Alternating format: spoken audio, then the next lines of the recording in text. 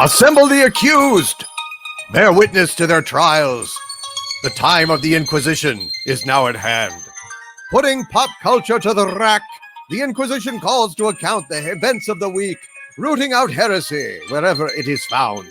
I am Grand Inquisitor Doomcock, the future ruler of Earth, and joining me for tonight's torture is Nerdrotic Channel's Grand Inquisitor Gary Beekler. Gary, are you ready to dish out punishment tonight? I am, but not as much punishment as I thought I was going to dish out. I know, with you. I'm upset. I'm a little disappointed. I had so much ready to go. The rack was tightened up, whatever you do with the rack. My wheel was nice. My wheel was oiled and greased. And what was the one with the boats and the bugs again? The scaphism. My scaphism boat was cleaned out and ready to go. And yeah, now what happens? A good episode of Watchmen. It's not great. I know it. We'll discuss it. We'll discuss it. Yeah, don't worry. We're not drinking Kool-Aid or anything. No, worry, not drinking the Kool-Aid, but yeah. But we've got thoughts. Yes. We've got thoughts. Not the kind on Twitch, although maybe. But welcome. We have so many people here. Do we? We have DW, we have Julie Day, we have Generial One, we have Blasted Heath, we have Fatty. You're not a fatty, you're just big boned. We have Nicholas Horton, we have Dr. Meatball, we have Gray Troll, we have Mutated Genome, one of my patrons. We have a lot of my patrons here, and we have some moderators, Modrotics. I don't know where they are, but I'm sure they're here. And I want to there's Chris Persia right there, and Mark Lurzeth. And I want to point out that I do have the join button now, and I believe you do as well on your channel. Yes, yes. So I'm going to launch it tomorrow. Very happy to have it up there. It looks like I got a JMLZ as a member. Hail, welcome. I need to add some more stuff, but I will. I just wanted to get it up. And well, that sounded bad. Yeah, I need to blue pill my channel a little bit. Red pill and blue pill. You're getting here, okay? But not the other kind of blue pill. No. So the Modrotics or Nerd Wrenches, we could be Nerd Wrenches, Dr. Meatball.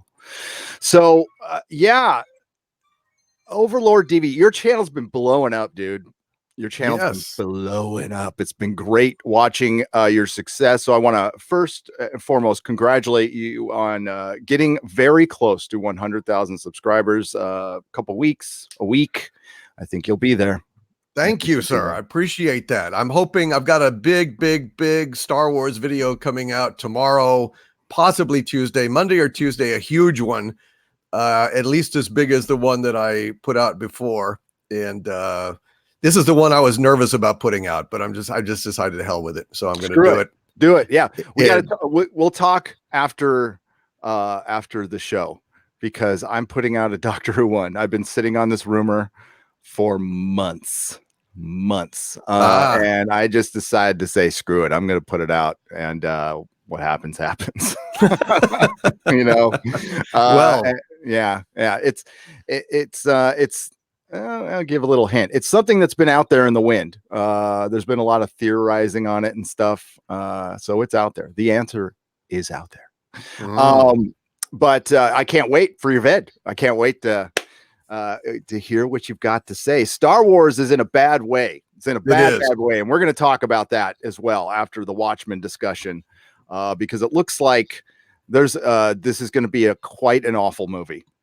It's going to be really bad. And I think they know it. And I think they're tempering expectations. We have an actress out there tempering expectations. We have the actual director tempering expectations. So, well, I've got some things that will further tamp down and quite extensively, but we'll see. It makes me, whatever. It just sometimes you just got to bite the bullet. But I will have my badges, emojis, perks, and everything up there. So I'm hoping people will join my channel as well. Yes. Welcome, Daniel. Thank you. Yeah, I gotta figure out how to make emojis and stuff. Make stuff small. Yes. I'll figure it out. Okay, so Watchmen, episode 5 of 9, and it is called A Little Afraid of Lightning. Is by far, to me, the best episode of this series so far. and it's everything this thing should have been if it was going to be anything. What were your overall thoughts on the episode? My overall thoughts were that a stopwatch is right twice a day, and this was the stopwatch. This was the stopwatch. I thought it was really quite good. The opening was, I thought, stellar. I mean, now I'm going to preface this by saying I believe that this show should not exist. I believe there should be no sequel whatsoever to Watchmen, period. So it's an abomination to start with, and Lindelof still remains abominable. However, this episode was, I mean, to say it's the best episode of Watchmen is not saying anything, but I actually thought this was a damn good episode, with a few exceptions of woke shit that, but the main through line with Party Balloon, aka Looking Glass, the opening of the thing was fucking amazing. The opening of this episode went where Zack Snyder should have gone. It succeeded where Zack Snyder failed in the Watchmen movie, in my opinion. I have always been very critical of him for skipping out on the space squid, just jettisoning that. He didn't think he could pull it off. He didn't want to get laughs, whatever. This is how you do it. This is how you do it. It was perfectly done, beautifully done, kicked ass. And I got to tell you, the actor who plays Party Balloon is a damn fine actor. We saw him in Buster Scruggs, and we saw him in Oh Brother, Where Art Thou? He was riveting. He was absolutely riveting to watch, and putting a good, strong character with a good script made me like, oh, Jesus Christ. So this is what this show could have been without all the woke shit. Start to finish. I mean, everything ties in. Everything, it seems, logically extrapolated from the original Watchmen comic. There was nothing out of place except the shit with Adrian Veidt, and then of course, the stuff with what's her name, Night Whammon. But overall, I thought this episode wasn't just good. I was actually entertained, and shoot, I may even go watch it again. There was so much right with it, dude. So much. No, I actually felt for the character. Here's the deal with this show. Now that I'm getting a feel for it, this is a great example of how agenda derails narrative. I think it might be the best example, because there are examples out there like Westworld season 2, Iron Fist season 2 are two of the worst case scenarios as far as just agenda completely ruining your entire show to make it. By the time you get to the end, you just realize what you're watching. That's me. And you don't enjoy any of it anymore. But with this one, you see the potential of what could have been if they hadn't decided to get this ham-fisted politics. If you, again, people of talent, if you're a talented writer like Alan Moore, you very subtly put that stuff in a way that doesn't throw up people's defense mechanisms. Right. This is still Wokeman. They managed to make 2 more female scientists. So every woman is either a hard-hitting, hard-nut cop or they're a freaking scientist in this world. So they had a mustache twirling villain, which is the senator. Duh. Yeah. Everybody knew he was bad. But Tim Blake Nelson and Regina King, they're like decent actors. They're given like this sometimes crap material. But in this episode, I really liked the Looking Glass character. And as I just talked about before we went live, here's what you probably could have done. I'm not one of those guys who thinks he has a better idea. I don't have plots in my head. I'm not a writer. But what I saw here is you should have started this series with the first scene of this episode. That's where you should have flat out started the show. And you could have gone a different direction. See, Watchmen is about subverting the superhero genre, not about the politics. It's those are part of this story, but the main part is putting the superhero genre on its head, and basically subverting the Justice League. I mean, that's what it does. But if you wanted to bring it in the modern times, you could have gone Marvel, or even better, the squid landing on New York, the psychic power that they talked about, which is from the book, could have created mutants, could have created the X-Men, and you could have subverted the whole X-Men thing in a really different way. There's a lot of things you can play with X-Men, because there's tons of tropes in X-Men that you could have subverted in a very interesting way, and you could have gone that way, and you still could have gotten your little pieces of agenda that you need to get in there. But no, this was a good episode because of Tim Blake Nelson. It was focused on his character. He has an actual origin. He's he's got powers. He's not a superhero. This is still a cop procedural drama. Everybody's kind of frumpy. There's nobody like really in shape. You could see what they're doing with the Hood of Justice like a mile away now. So there are some things that you could see it coming. All it takes is, I'm sure, one trip to the Watchmen Reddit. They probably have the entire season figured out by now because clever people are on Reddit sometimes. They're not all dumb, believe it or not. And yeah, I thought it was good. The strong points were Tim Blake Nelson. There's some pills called nostalgia that are memories in pill form. They have this interdimensional doorway that they're playing with. Turns out the space racists were a red herring. Well, they're still there, but they're being used by the elites to do another Ozymandias plan for. They're up to something, but Ozymandias is still, doing the squid rains to keep the door open. So I think they're still going on his plan, more or less. Yes, he planned everything apparently, and he planned Robert Redford becoming president. We get a big information dump, and Looking Glass, who spends the first half of the episode, he's got like an AA group for people for psychics who suffer trauma from the squid. He has tinfoil in his baseball hat, and that's why he wears his Looking Glass mask, because it protects him. He's scared to death because he was there. He was in Jersey. So the episode opens up in Jersey on 11/1 in 1985. And he's part of a church group from Tulsa that's supposed to pass out pamphlets at the Jersey Shore or whatever. Right. Hoboken. The one thing they got, maybe, okay, I could be wrong because I grew up in SoCal and I did not grow up in Jersey. Did dudes wear man buns in 1985 in Jersey? Because if they had done that in California, they'd have gotten their asses beat every day. And so I don't know. Maybe they did. But I doubt it. With man buns. I doubt it. I mean, certainly not in Hoboken. No. Yeah. So he gets drawn into the Hall of Mirrors by a girl who, undresses him and looks like she's about to give him a BJ, and she ends up stealing his clothes. And then the squid drops, and he was in the Hall of Mirrors, and everything breaks, and that's his origin. That was cool. That was like really well done. It was cool. The whole sequence. I love the music, and I love the girl. I just fell in love with that 80s chick right there. She was so hot.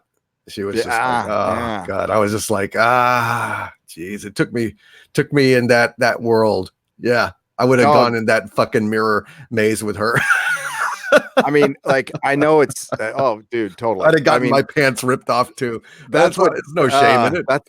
There isn't. That's what changed my life, was those punk rock girls. I mean, the not the blue haired on Twitter. They besmirched the 1980s punk rock girls' name. Okay, because those were real punk rock girls, and I liked them a lot, and I ended up marrying one.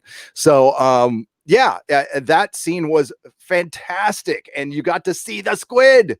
You got to see it in a long, perfect tracking shot, and I love the music as they pulled out that kind of very, very 80s horror movie music. I just thought so much right in this episode. So they're setting us up, dude. They're so setting us up. Yeah. I know. I just feel the rug is about to get pulled out. I have to be honest. Yep. I hate Lindelhoff's guts. I hate him, and I hate that they're doing this, and I hate this show. But God, when you see something that's good, you have to speak up. I will never ever let my personal bias interfere with my reviews, even when I hate their fucking guts. And hell, if Ruse of Soywoker is brilliant, I will still say I hate it and Star Wars is dead, but I will admit that it was good. you know? So I'm honest. And I have to say, I didn't just like this episode. I really kind of loved a lot of this episode, I have to say. It's the first time I felt like when we get to that part when his character sees the truck full of lettuce and he's going in alone. I was actually I'm like, dude, he's an idiot. He's going in by himself. There's no backup there yet. And so yeah, I actually felt something. Yes. But yeah, I also want to preface that by it. I mean, we have to admit when something's good. I do too. It's not an endorsement. So I mean, like, you know, something has to be good all the way through for me to endorse it. Oh yeah. And you know, this is like a little oasis, a little island sticking out from a sea of shit. Just a pure sea of shit. And there's this little island sticking up, and that was this episode. And I got to tell you, next episode looks woker than woke. We're going to Woke Town on the Woke Express. It is going to be so woke. It's like they saved up the woke that they didn't put in this episode and shoved it in a suppository of woke right up the wazoo of this next episode. It looked so bad that the preview was making me hemorrhage. So yeah, agreed. It's the first 20 minutes of the series, like packed into a whole hour. It's gonna be bad. And you know, we're doing these live reviews, and I hope you all tune in. And I love doing these things. I am gonna do a video on the whole season. I can't do this episodically because this is it. Yeah, there's so much to hit, and like. And hopefully you will do one too. Yeah, because I think both of our perspectives will be very interesting. I would love to see a video from you on that, my friend. It'll come if I survive. But that this next one was bad. This next one looks so fucking. It looks bad. I do remind me, chat, after we're done talking about Watchmen, the author Stephen Walton just sent me some news that's very interesting concerning the Mandalorian. But we'll get to that in a second. Thank you, author Stephen Walton, the author of the Fandom Menace book. Go look for it on Indiegogo. And I'm not sure if the funding's done or not. Sorry, Stephen. But yeah, let's, like, if you're out there, you're on my phone. Text me if I should plug anything. Thanks, buddy. So they get through the amusement park. We get that tracking shot that's beautiful. I still love the Zack Snyder movie, all of it. I love the 4 hours. I do, but it's not I mean, I like it as a movie adaptation, but it's not the comic. The comic is perfection. No, and he did a great job. I mean, he did a great job other than completely bungling the end. It's like you do Moby Dick without the white whale, then you're just done dick. You've done Moby Dick to Moby Dick if you do it without the white whale. And the same thing with the space squid. The space squid's woven throughout the whole thing. It's the whole plan. And you've just rewritten the Watchmen, Zack Schneider. And when you cut out the actor and all the scientists and the production designers they had on the island, they were vanishing and stuff. And the guy was going to take the girl to get laid, and he sees the bomb, and that's no good. No, I'm sorry. I just thought, to me, that was that sounds like a thank you for playing, decision. Sir. You have lost. You have lost, sir. You have wasted my time. Good day to you. However, Jackie Earl Haley was fantastic as Rorschach, the definitive Rorschach. Couldn't do it better. I mean, all of it was. I mean, there were so many great elements. The design that he did, the production design, everything was fantastic, and yet he fumbles something that fundamental. And it was outrageous to me. I have this hanging from my camera. So, no, I got it like at the comic shop I used to own for 10 years in San Francisco. You might not have heard. They sent me like a buttload of promotional, and like I got like 100 of these buttons, some tons of one sheets. I still have a bunch of them. Oh, dude, send me some. I will. Yeah. Oh, dude, I gotta send you this. Hang on, I gotta send you this. I would really like. I got one of these for you. Oh, thank you. Yes, from The Expanse. So. Oh, thank you. But man, I would love a vintage Watchmen button. That would be fantastic. It. No problem. I got tons of these.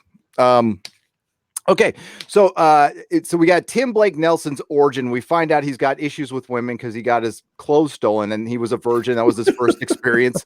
So I get it. And so much depth to this character. And that's, another thing is, we're 5 episodes in. We're over halfway through. Right. And it's like, again, this should have happened earlier. And listen, we're judging this thing episode by episode as well. So this, I mean, like I said, the whole rug could get pulled out, and this might be just an oasis in the middle of a desert of agenda and boredom. But it's still not a superhero thing. It's still not Watchmen. And yeah, it really takes you out when it, like, you could just tell it sucks. And I don't know if Hollywood feels pressured to do this. They must. I got a video coming out Tuesday or something like that. That's gonna talk about, like, I'm not gonna be in defense of Hollywood, but it really is. I think they feel pressured to do this. You can tell the Bechdel scenes. I mean, we just reviewed a Star Trek episode, which was it was the Kobe, or the Bechdel Maru. It was a complete Bechdel test episode, and it was 9 minutes. And you know that whole where he's guessing. With the wait, are you a waitress? Are you you're in foreclosure? No, I'm a radiologist. Of course she is. And then his ex-girlfriend is the one studying the nostalgia pills. So we get his background, his job. He works for marketing departments, and his power, by the way, is he can tell if somebody's telling the truth or not. That's it. He's not full on psychic. He can just tell if you're lying. So he gets brought in by marketing firms, and they can tell if kids are lying about a cereal that they're taking, or they did I guess New York is still in shambles, or they just put it back together now, and they're trying to lure people back to New York. And there's a whole marketing campaign to get people back to New York. And he told them they were lying. Then you see how he lives. He parks his cars in a storage facility. He lives in a house, but he's got the bunker, and the bunker is for when the squid storms happen. He has an alarm system that's extra dimensional security. So it goes off anytime there's a squid storm, so he can go down there because he's scared shitless. That's why he started this like an NAAA group. And and there's not a lot of Angela here, Regina King's character. There's one scene in the police department where Lori had bugged his cactus. So she overheard Sister Knight asking about the pills that she had given him to test with his ex-girlfriend. So she calls him in. She calls Looking Glass in, keeps calling him Mirror Man. And it's a little exposition-y. I mean, I don't know if it was a real conversation. It was just give more background on him. Yeah, it was crap. But she knows about it. And so we focus on him the first part. We see his meeting. Let me know if I'm forgetting anything here. I've got my notes here. But and then he has his little group, his NA group, and he meets a woman in there who comes in. And he asks if she's a friend of Nemo, because those of us in AA or NA, we refer to each other sometimes as a friend of Bill W. And Dr. Bob are the two gentlemen who started the Alcoholics Anonymous. And so they called it Friend of Nemo, which I did like that joke. I thought it was pretty funny. And she acts all mysterious, and then, coaxes him out to dinner. They have a conversation. Which was good. Yeah. I mean, it was very genuine and real, and they seemed like two real characters. Yeah, I've seen her in a bunch of stuff before, but I can't remember what she was. She was in Ray Donovan. She was in Caprica. She was the crazy wife of Greystone that kind of spilled the beans about what was going on and caused a riot. So she always plays kind of a crazy, edgy, broad, and so no different here. She was quite good. Yep. It's sad that she had more character development than any of the other major characters in just like 5, 6, 7 minutes. I mean, you believe that she was real and way more than Angela or whatever her fucking name is. Let's talk about that. Okay, yeah. So this is not Regina King's fault, or the guy who plays Calvin, who was Black Manta in Aquaman. I want to remove them from the equation as actors. This is Damon Lindelof, and this is why Hollywood has got they've got a big problem. They got a big problem because they are blocking themselves creatively because they're so goddamn worried about writing a white person writing a black person with any complexity, because of the blue check marks on Twitter, or how they'll get called out at a party, or they'll look bad on social media, something. So the only characters that get and this is inherently kind of if you know what I'm saying, the only characters with any complexity are the white characters, and that's where he feels more comfortable writing. And it's freaking clear as hell in this. So it's insane. The world is turned insane, and you're writing the other characters just as these infallible beings. And the only time, part of a Mary Sue is they do actually have flaws, but their flaws are endearing, or they trust a man. And that's what we have here. I'm going to call it out. Right. And again, not Regina King's fault, not the actor's fault. It is Damon Lindelof, and it became even more clear in this episode. By the way, when Looking Glass visited his ex-wife or his ex-girlfriend, she was, of course, a soulful saint, and the same goes for women as well. It's not just Regina King. It's women. That's true. Of any color. She was a soulful saint that throws a puppy into a disposal. Yes, I was just going to bring that up. Okay. Because it just continues the pointless, ugly stupidity of this show. Yeah, really. I hate this fucking show. I really do, because it's so just ugly and nasty for Shock's purposes, for edginess, and there's no reason. There's no reason to throw the goddamn puppy into the disposal because it's a tiny bit too small. It's ridiculous. Yeah, so she was cloning dogs, and it was just and she asked Wade if he wanted it. He said no, and she just disposed of it, fried it. And yeah, it's, for one, Ozymandias completely and this is where it fundamentally undoes Watchmen. It was supposed to be left to your imagination. I'm not saying it would have turned in, I highly doubt it would have turned into a utopia, but it really, this episode does start encroaching on the original source material, though. Yep. And that's where the biggest crime happens, and we'll get to that. So yeah, I said fried clone dog right here.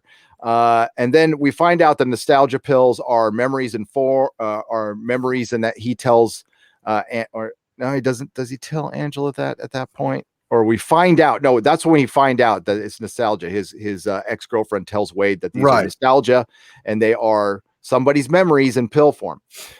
So they go to the group, and that's where he meets the blonde girl, and she drives away. She's very charming conversation. It's very good. And she drives away. Her ride shows up, and it's a pickup truck with a bunch of lettuce in it. And the lettuce somehow accidentally falls out, and Wade sees this and runs it to his car real quick and says, "Did we ever, get the truck from when that cop got shot?" That's not how he said it, but they said no. So he goes and follows them to a storage facility, and it looked like storage. Maybe it was church. I'm not sure. And he sees they're wearing Rorschach masks. He calls for backup. He goes in. This was actually a pretty good scene. This was all, him following.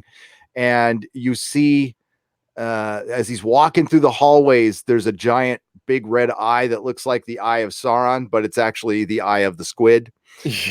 And that's what the Rorschach gang, of course it's a front, as we thought it was going to be. So there is the racists. They're just dumb. They're just muscle. They're just being used for muscle. And the blonde girl had lured Wade in. She wanted to bring him into the group to free him, and also to probably make him part of the group. Well, they needed help with something. And we find out the senator was part of all of this, which surprised me not at all. I was expecting it.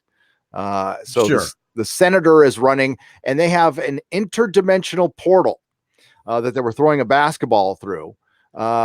Any theories on what this is for? Well, they're gonna drop something somewhere. It's just a question of what and why. There was one bit in there. What Adrian Veidt said on the video, which thrilled me to no end. It was just like, it just made me shake my head. It like, God damn it, these people are actually capable of making a great show, and they actually, some of them actually know what the fuck they're doing. The person who wrote this, when Adrian Veidt says, and the fear that has gripped this land, you're looking at its architect. And the thing that I loved so much about that is that Watchmen is based upon an episode of The Outer Limits called The Architects of Fear, with Robert Culp, where they were transforming him into a horrible alien to shock the world into peace. So that, I mean, the fact that they're aware of that and the fact that they integrated it like that, it's just like, you stupid bastards. You know, you're giving us this woke wankery and all this garbage, and you could have actually made something, you know, fucking great. You know, the seeds were there, and instead they got to make it this woke wonderland of crap. It's just sad. Even though look, I'm opposed, like I said, entirely to a Watchmen sequel, entirely, irrevocably. But you know, if you're gonna make us review this stuff, you could have at least made it, you know, tolerable. And it just shows me they could have made it tolerable. They could have taken it easy on us, but they didn't. No, Bastards. This is a great Bastards. This is what we have been talking about for some of us for years, some of us for months.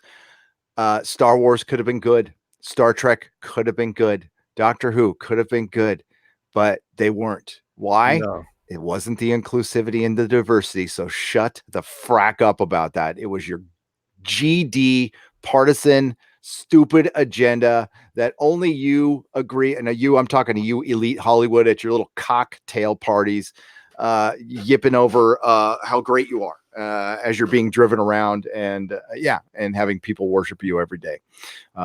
Paid people, by the way. So yeah, and that's it. That's it. They you know what?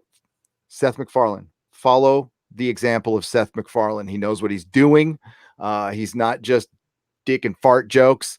And that he's a prime, and Rand Shankar, the guy who's running, one of the guys who's running The Expanse. Those are two prime good examples of what's good in Hollywood. This is not it though, because after the episode, it was kind of like The Mandalorian with me. I got more pissed. I'm like, so it's an interdimensional thing that they're going to drop on. By the way, they telegraphed everything. So the beginning of this episode telegraphed him being pulled in by that girl, and that brick joke that happened in the Laurie Blake episode telegraphed the whole series. So they're probably luring in Ozymandias or Dr. Manhattan or something, and they're going to literally drop something on him. Remember, the brick drops on God. And there's an episode called A God Walks Into a Bar. So, right. Dr. Manhattan, we'll get to this, must be on Mars. I don't know why. And the one scene we did see him in the trailer was at that amusement park in 1985. That was not in a modern scene. So I don't know if we get Dr. Manhattan at all, to be honest with you. But the little trans-dimensional thing looked like his powers. It definitely looked like his powers. At least how they represented him in Zack Snyder movie. Did, although it's not traveling through time. And the thing is, they better leave him out of it. They just better leave him out of it, because if they don't, I'm sorry, there's not a damn thing they're going to be able to come up with that will convince me that they could get Dr. Manhattan. There's not a damn thing. Dr. Manhattan perceives time non-linearly. So anything that you're going to do in time, he can see it. He's already, unless they break out the tachyons. Unless they break out those tachyons. well, I know, goddamn so. Tachyons. I don't think so either. I think it's a red herring. Lindelof is very good at those things. So Wade is showed the truth by the senator. He's got a disc. It's Ozymandias from a day before the squid drops, and he lays out he monologues. He's like, I planned everything. So Robert Redford sees this tape as president years later that Ozymandias recorded before the squid drop, because everything went according to plan. And the senator got a copy of it and he burned it. And now Wade is free. Wade knows the truth, that there was no squid. It was all BS to unite the world and the brink of destruction and blah, blah, blah. And he's a little disillusioned at this point. Yes. But he doesn't change a lot of his habits, what I did like. When the senator said squid quo pro, though, I wanted to punch the monitor. And honestly, at this point, though, when Ozymandias tells the whole plan, this is when you start going into sacred territory. You do actually start messing with the the work by Alan Moore, and I don't think you should be going there, no matter how good it is. I think if you're going to do a freaking sequel, stay the hell away from the source material. But now you've dipped in, and oh boy, you better do something real good. Oh, they're not. I mean, they're going to ruin it. They're going to ruin it. That's what they do. That is Jar Jar Abrams' modus operandi. That is what Jar Jar does. He imposes himself on the source material and goes back as far as he can retroactively with time travel or some future event that casts the past in a different light and ruins it. Like Luke.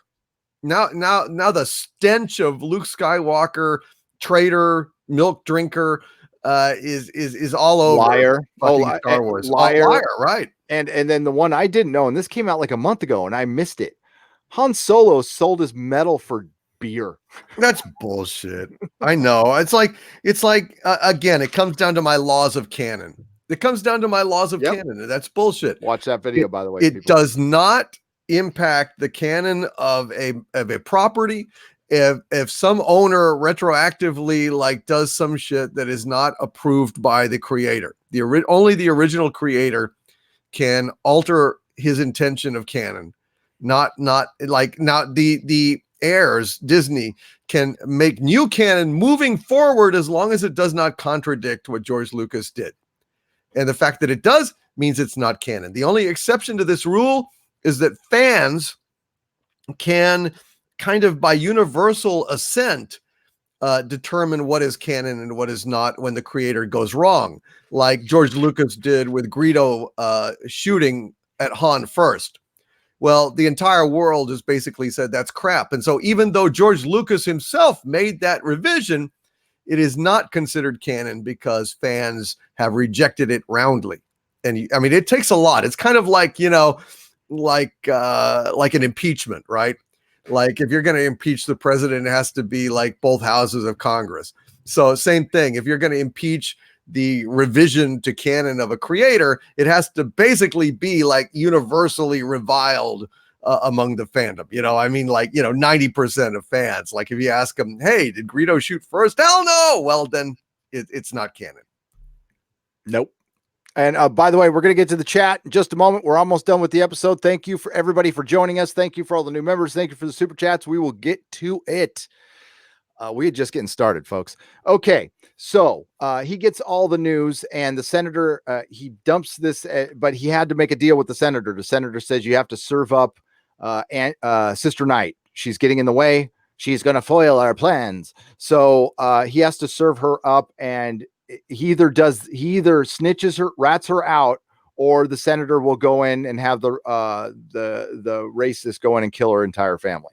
So of course, Wade, because he actually likes her, we find out like Wade, and this is another problem with this whole mystery box crap, because they do mystery box with characterization too. So you don't really get to know a character until the 5th episode. Now, finally I like him, because I wasn't sure how to feel about him before.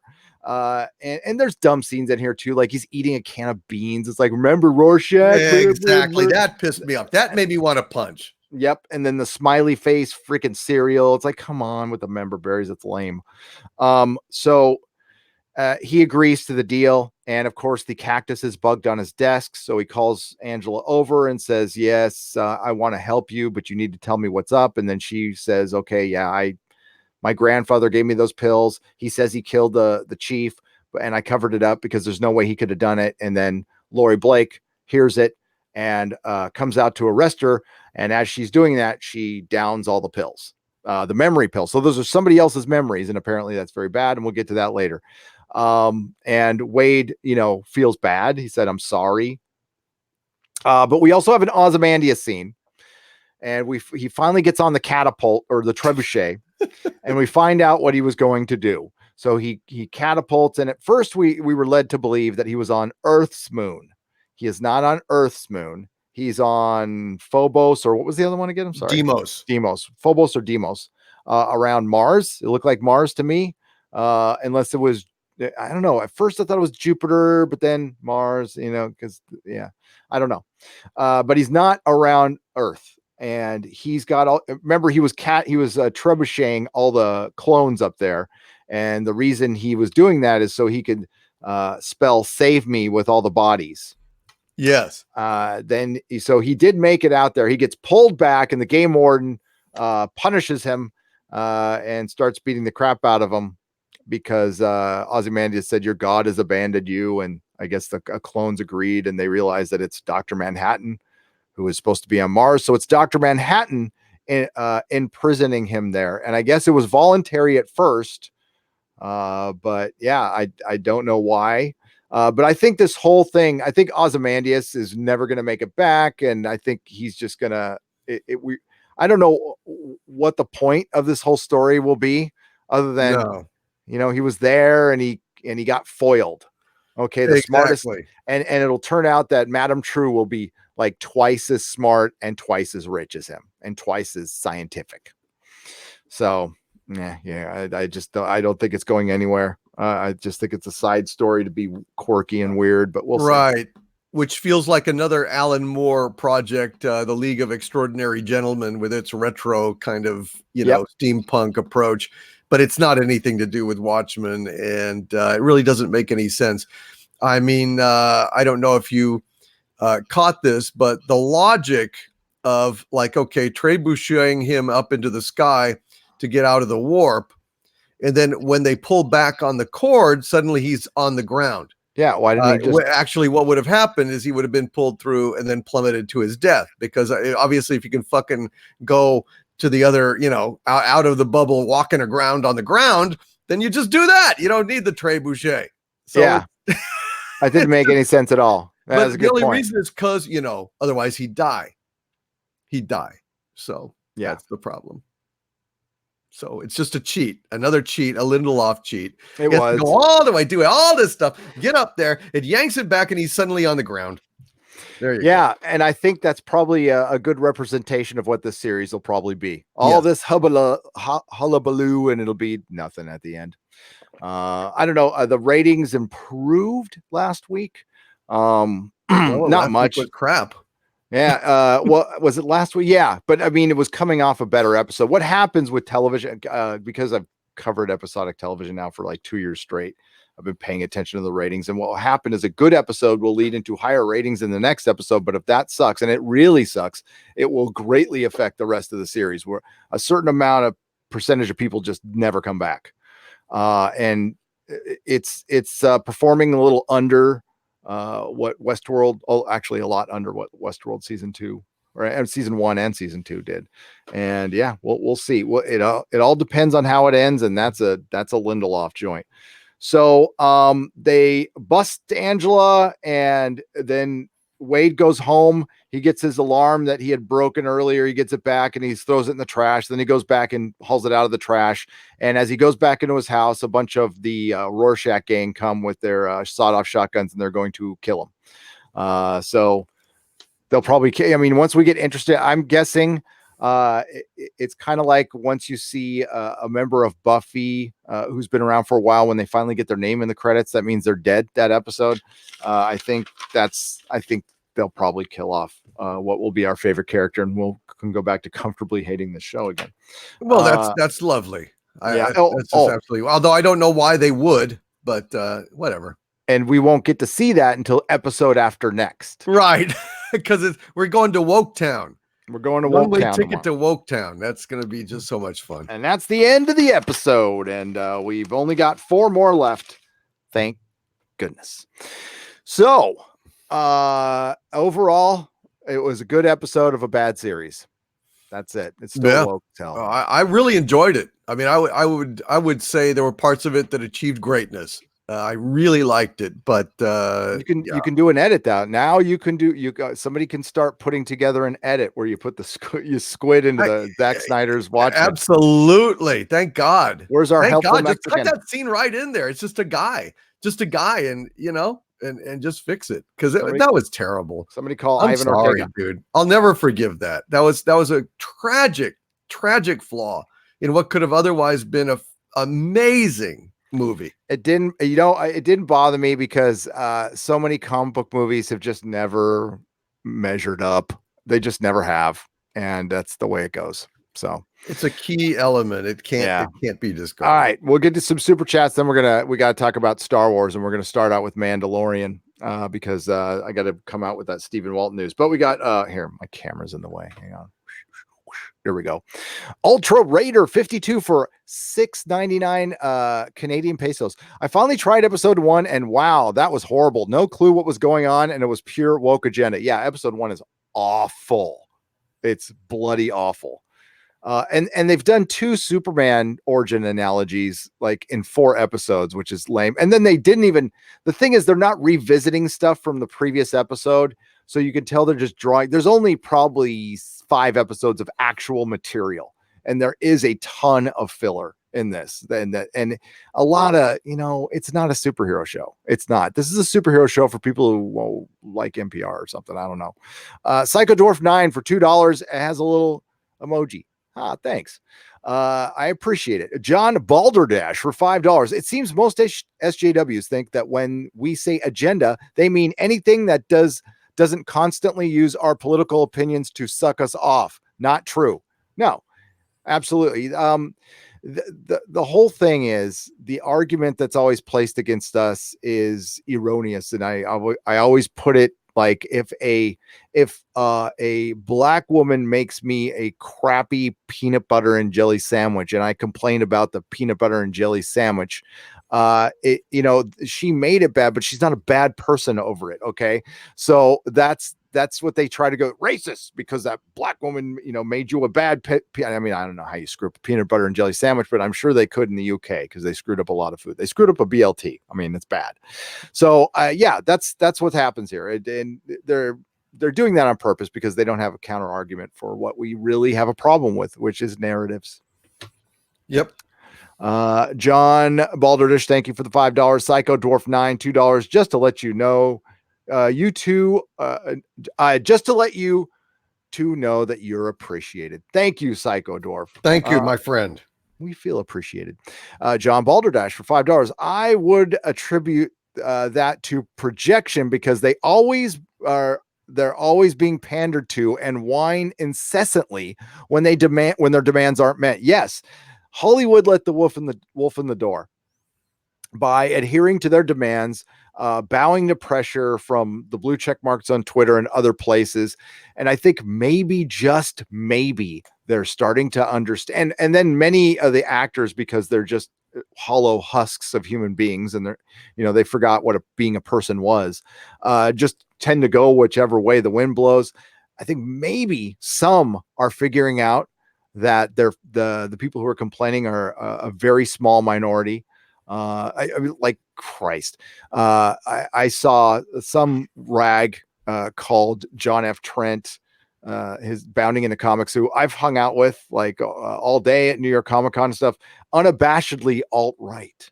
Somebody put that in print, by the way. So I don't know. Maybe he should call a lawyer on that. Yeah, one. he should. He should, because that's bullshit.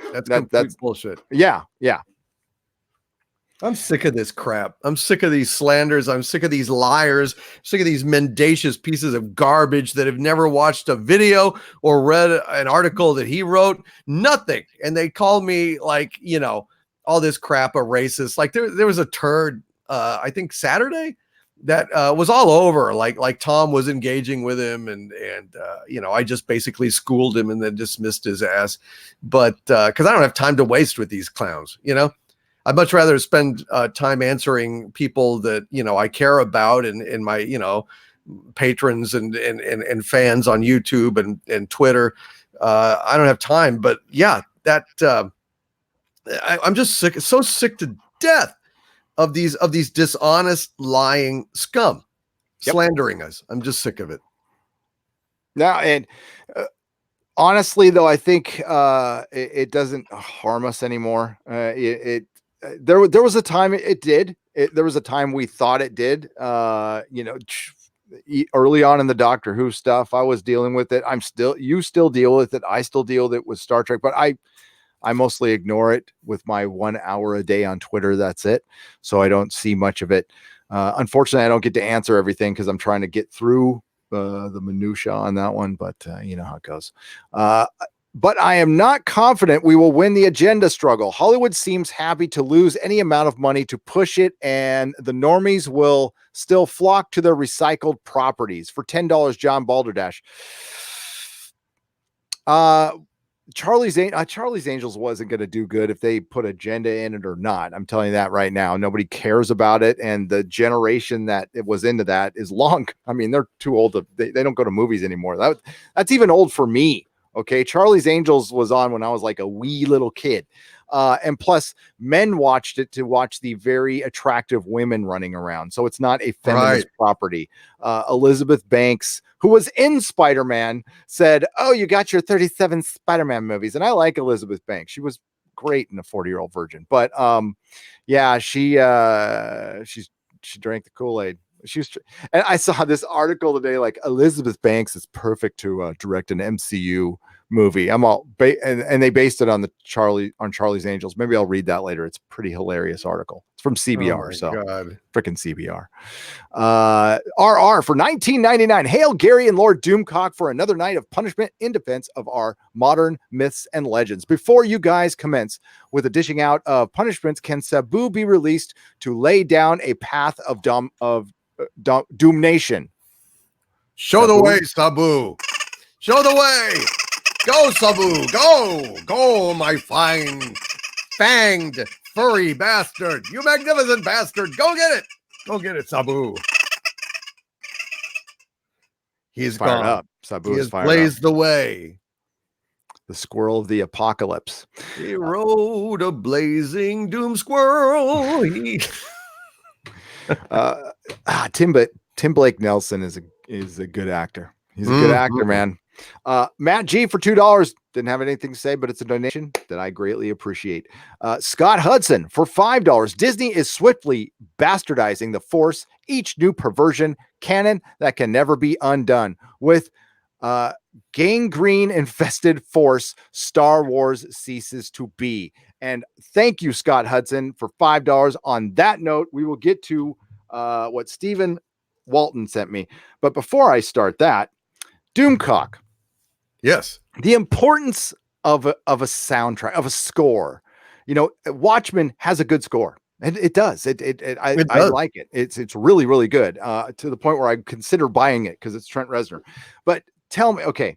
So I did not like the score of The Mandalorian. I don't think it fits Star Wars in any way. I'm not saying it's a bad musician. I'm not saying that score wouldn't be good behind an NCIS episode, but for Star Wars, it does. And I know it's supposed to be a Western. Well, I've watched a lot of Westerns. I actually like the genre quite a bit, although a lot of people on Twitter were just calling it, there's a lot of male tropes in Westerns. Well, then of course we should discard them. Of course. Yep. You know, and if people like the music, that's fine. I don't. I flat out don't. Does it mean like every note is bad? No, but I don't like the main theme. That I hate it. It's terrible. It's bad for Star Wars. What's your opinion of the soundtrack of The Mandalorian? I think it's crap. I think it's inadequate. I think it says nothing. It doesn't have any atmosphere. It doesn't make a statement. It's not distinctive. It's just very bad. It does not inspire. It does not intrigue. It does not. I mean, like a score. You know, a score should underlie a scene. And the thing about a score is the same thing about a musical. You know, in a musical, the characters burst into song when they are trying to express an emotion that is too big to express by mere dialogue. In the same way, a film score kind of underlies a scene and buoys it with a meaning that is amplified. It amplifies the words because the words alone cannot achieve that same feeling in the soul. And so, you know, a smart filmmaker makes the score fit like a hand in glove, you know, with the action. Yeah. The end of Star Wars, the throne room scene. The other day, several months ago, I was in the car and listening on my iPod and on a random shuffle, and the throne room music to Star Wars came up. And oh my God, it was like the clouds parted, and I will never get over that sweeping sense of romance and evocative of the adventures of Robin Hood in Hollywood in its golden age, the works of Eric Korngold. Da da da da da da da da da da da da da da. I mean, it's just like, good God. And it just goes right into that sweeping da da da da da da da da. I mean, it's full. It's big. You could tell there's like the London Symphony Orchestra, which is probably one of the best on the planet. It was the best on the planet at that time.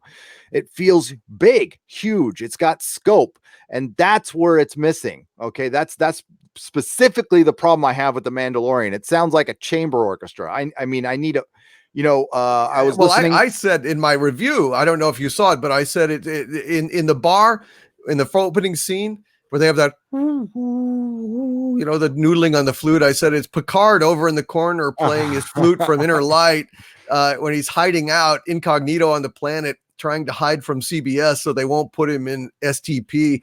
But they found him because he was stupid enough to play the flute. But it's garbage. It's terrible. It's like, they've got the Indian from the 70s crying about trash on the side of the highway, playing the soundtrack. It's like, no, this is not good. And it doesn't need to have a full orchestra. I mean, look at the incredible soundtrack to Halloween, played just by John Carpenter, based on that 5/4 drum exercise that his dad used to do when he was a kid. That works for that. I need one. I need at least it needs to sound full to me, especially if you're going to equate it to a Western. I know some of the parts are, but it's effective. What I'm saying is like the good and the bad and the ugly. I mean, now that's bizarre. It's a bizarre score. It's very original though. And it became iconic. I mean, you can be unconventional, but not with mediocre kind of background filler crap like that. Fruity Loops. Yeah, I've got. There's so many great scores out there in so many different ways. I mean, Bernard Herrmann on Psycho used nothing but strings. It was just basically like a string quartet with a whole bunch of strings. So you can go your own way. But you've got to have a vision, and this show, Gary, has no vision, and it doesn't reinforce any atmosphere that they're trying to get. It doesn't amplify the message. It only distracts from it. It's almost like some guy is listening to a really bad radio station in the background. Yep, and they're just picking it up. Rami Dewaldi's from Game of Thrones, his soundtrack for Westworld is unbelievable. It's so good. Really? Yeah. Oh, it's brilliant. I never paid attention to the music because brilliant. I was so horrified. Well, the first season. Okay. Okay. Well, now that we brought that up, our good friend, author Stephen Walton, he has a show on his channel. I think he rotates it around. Correct me if I'm wrong, Stephen. It's called The Fourth Wave. I believe they're doing it Wednesday and Saturday. He sent me a link where Bear Nerd Fun, who is one of my patrons, welcome, and I think who else was it? Immortal Coil said that they claim that the theme sounds a lot like Rocky, like Going the Distance, parts of Going the Distance.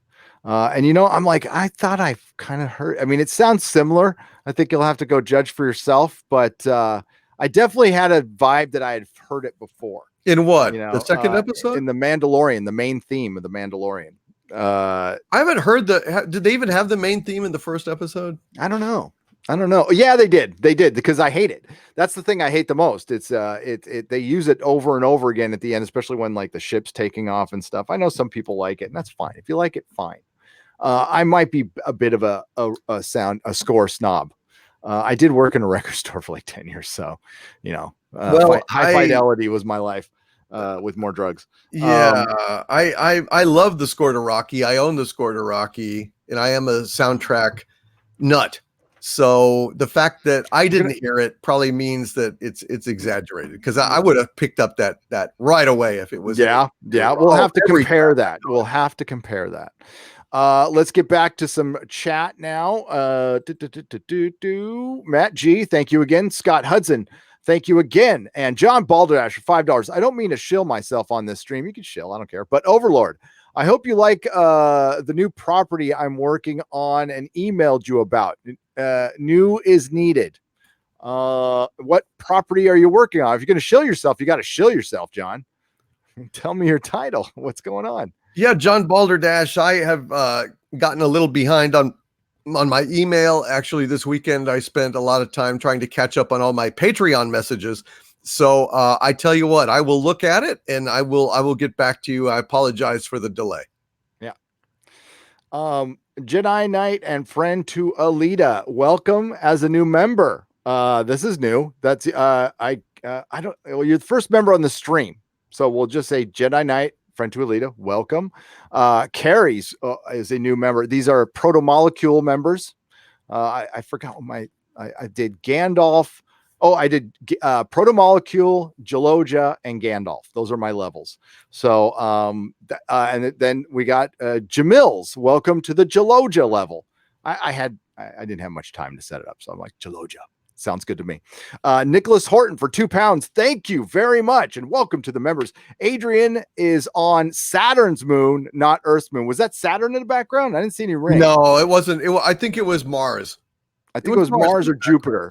No, it was, well, it might have been. I mean, they didn't really show us, but given, that Dr. Manhattan went to Mars, I would think it's pretty safe to assume it was Mars. I agree.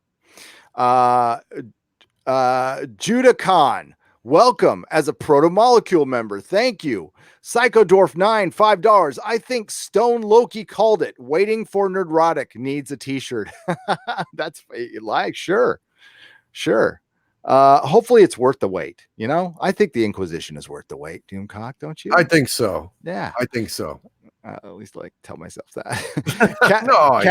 Cash Kester for $10. Hail Gary and DC. Hate to say it, but I thought that episode, it was a good episode. Yeah, we hate to say it too. Trust me. No, I agree. Yeah. That makes me think I dislike the character of Angela, plus more Riley Freeman in her voice. The trailer for next week. Yes. Who's Riley Freeman? Plus more Riley Freeman in her voice. Is that her character from Leftovers or something? Maybe. I don't know. Yeah, I don't know about that one. Woke Troll for $2 says, "Hail Doomcock, hail Gary." Hail. Stale Heather for $2. Just saying hello to my favorite team. Thank you, Doomrotic. Back at you. Thank you, Stellar. Casey Fife for $5. The darlings send our love to you both. Thanks, Gary. Eris sends her love. She can't be here tonight. Well, why? Why is she not here? I'm very upset about that. You need to be here. This is the place to be. No, it's okay, Casey. Thank you. Chris Stanley, a new member. Welcome. Chris Persia, a new member. Welcome. Warren Smith, a new member. All proto-molecules. Oh, wait. Chris Stanley's a Geloja. You got to find the P corner, though. Larry's a new member. Geloja. Daniel, Geloja. Lost Jedi, Geloja. Kevin Riggs, Geloja. Sorry, Lost Jedi was proto-molecule. Nina Fabiano is proto-molecule. Rob Slevin is Geloja. And then we have Blasted Heath as Geloja. Fizzenthorpe for $10. The guys on EFAP just read through a version of the entire Rise of Skywalker plot. Reddit spoilers. Yes, I got all my work done today and was able to listen to some of it. Jeremy, and I'm like a proud papa, Doomcock. RK Outpost. I told him he had it for YouTube. And when we did a meetup in San Diego, and he's doing great with his channel, and I knew it. Ryan, you're awesome. Characters were thrown away without explanation. It will leave audiences just flustered as The Last Jedi. Well, if that is indeed, I love in these Reddit theories, Doomcock, they do mention that the ending could change due to reshoots. They do mention that in those Reddit. So, but the ending is this is going to be Game of Thrones all over again. I wouldn't be surprised. It's going to be Game of Thrones all over again. I think the Reddit theories, they sound good. I don't know for sure. Okay. But Reddit has been correct before. They were dead on with Terminator. They were dead on with Game of Thrones season 7. Well, God, 6, 7, and 8. So maybe even before that. I know the Free Folk was dropping stuff about season 6 that was dead on. So I don't know, man. Disaster. Yeah, I've gotten some confirmation, so I'm pretty comfortable that stuff is going on. Yeah. Well, in the like the Reddit theories have been out for a month, so I feel very comfortable talking about them here. And the end is so there's going to be questions that I don't think they're going to end everything definitively because it's J.J. Abrams. I mean, I fully expect that. How the Emperor comes back is so dumb. I mean, it's just dumb. Ichibaka's right. Disney Star Wars is dumb. And I don't know why they're doing this. It completely undoes. The minute the Emperor comes back on screen, all right, I'm gonna tell you one right now that was in the spoilers that just okay. So the Emperor always knew that Darth, or he always knew the way they insinuate it in the spoilers that the Emperor always knew that Darth could be turned due to his family bond with Luke. So he had a contingency plan. So if it's like, Vader he was always going to make that decision anyway. So it's not really that special what Luke did, Doomcock. Right. It's not special at all because Vader was always gonna, go back to his son because of that stupid family bond. So he had to make his backup plan, I guess, in a giant cube. Fucking get me started on this. And so it's completely pointless. And honestly, it is. The minute Palpatine comes back, it's pointless. Yes, it is. The sacrifice is done. The original trilogy is pissed on, and your past is pissed on. And you know what? It was all done to squeeze a few more dollars out of desperation because they knew people were pissed. The Last Jedi did alienate a lot of people, and there is some data floating around out there that points to this not going down. This isn't going to go the way you expect it to go, Disney. It's going to subvert your expectations, I dare say. I think it is. I think my video tomorrow is going to stir up a lot, and I have a different explanation. Scenario. Yes. Okay, yes. Gotcha. So gotcha. it'll be very interesting. There's your tease. There's your tease. Just let me. We can talk when you're gonna, because I want to. It's gonna be big. It's like I don't want to drop mine when you drop yours. Okay. So yeah. So just let me know because I can wait a day. I've been waiting months, so I can wait a day. It's no big deal. I can do stuff around the house or make another video. Well, that's true. Wow, that'd be That's great. true. I can clean my room. It looks good here, folks. I need to clean my whole house, dude. My whole life. Yeah, me too. Right now it's we're in transition. Echo Watt for $2 says Looking Glass should have been the main character. Shame. He should have been. And listen, people are going to come out of the woodwork going, "You just don't like Rosina King because she's black." No, she's fine. She's a good actress. But she's 48. I'm sorry, she's 48. I would say the same about a dude. 48 dude, you bet 48-year-old dude, go work out. You know what? Mackenzie Davis in Terminator, a movie that I hated every second of it, but she was the best thing in it. And you know what? Her boyish Justin Bieber look when they talk, and I know why they did it, but they made it believable. That was the one believable thing from the film, and the fact that she went and got ripped was I actually respect it. I do. And you know what? Brie Larson didn't do that. Brie Larson looked like she went shopping before she forget that pushing a Jeep with her back legs. You know, my 14-year-old kid could do that. Okay. Come on. Probably better than her too. Yeah, he probably could because he's bigger, but go work out. Tim Blake Nelson, at least he worked out a little bit. Right.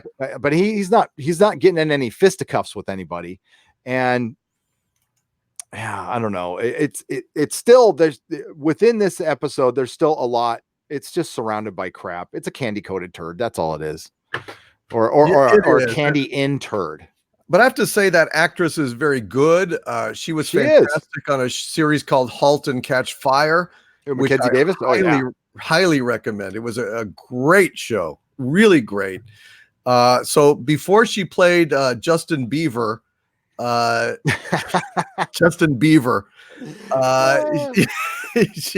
know I'm 12. I'm gonna laugh at shit like that. I don't care. Yeah, that was cool. You said Bieber. Cool. I said Justin Bieber. But yeah, she was very good. No, she was good. She was in something else I watched too. Oh, she was in a Blade Runner 2049, which I did. Yeah. I didn't like that. I know a lot of people did too. I thought it was a lot of people walking very slowly down hallways. In slow motion, but at least they weren't talking about their feelings.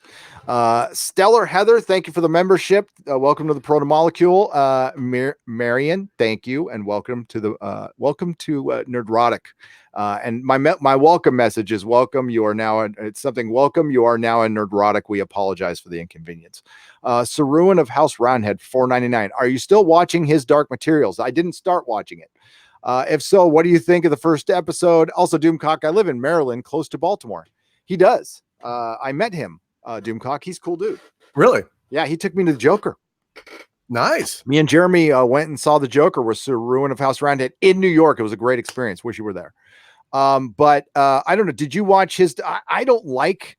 I'm not into it's the Golden Compass, right? That's what I've heard. I don't know anything about it. I haven't watched it. I just haven't had a chance. Yeah, I wasn't super into the concept of it, but I'll probably should try it though. I don't even know what it is. Chat, I don't know. What do you think? It looks like what basically it's fantasy for atheists, right? Isn't it supposed to be like kind of anti-C.S. Lewis, anti-religion? It's like, is it another anti-Christian thing? And they did that in this too. In this episode, they believe me, it was woke. We're good, but they really pointed out that all the Christian churches look the same and stuff like that. Listen, I'm not even a religious person, okay, but I'm so sick of them picking on Christians. That you got to pick on one, you got to pick on everybody, and they won't pick on everybody. So then don't pick on anybody. I agree. But Hollywood loves to pick that low-hanging fruit. Yes, they do. Hang on. It jumped on me. Dang it. Sorry, man. That's okay. Speaking of low-hanging fruit. Oh, never mind. What?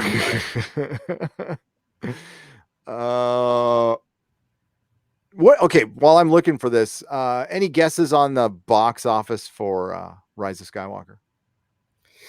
I am definitely gonna say below $1 billion, except there's no way to track it because Disney will lie or purchase blocks of tickets, whatever they need to do to change the perception and make it a success. So I don't trust them to be accurate, and but I will say definitely it has a chance of bombing.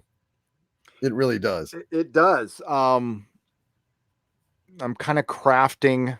I don't know. It's still working around my head, but there's again, there's data out there that you can look at. That's that anybody can look at.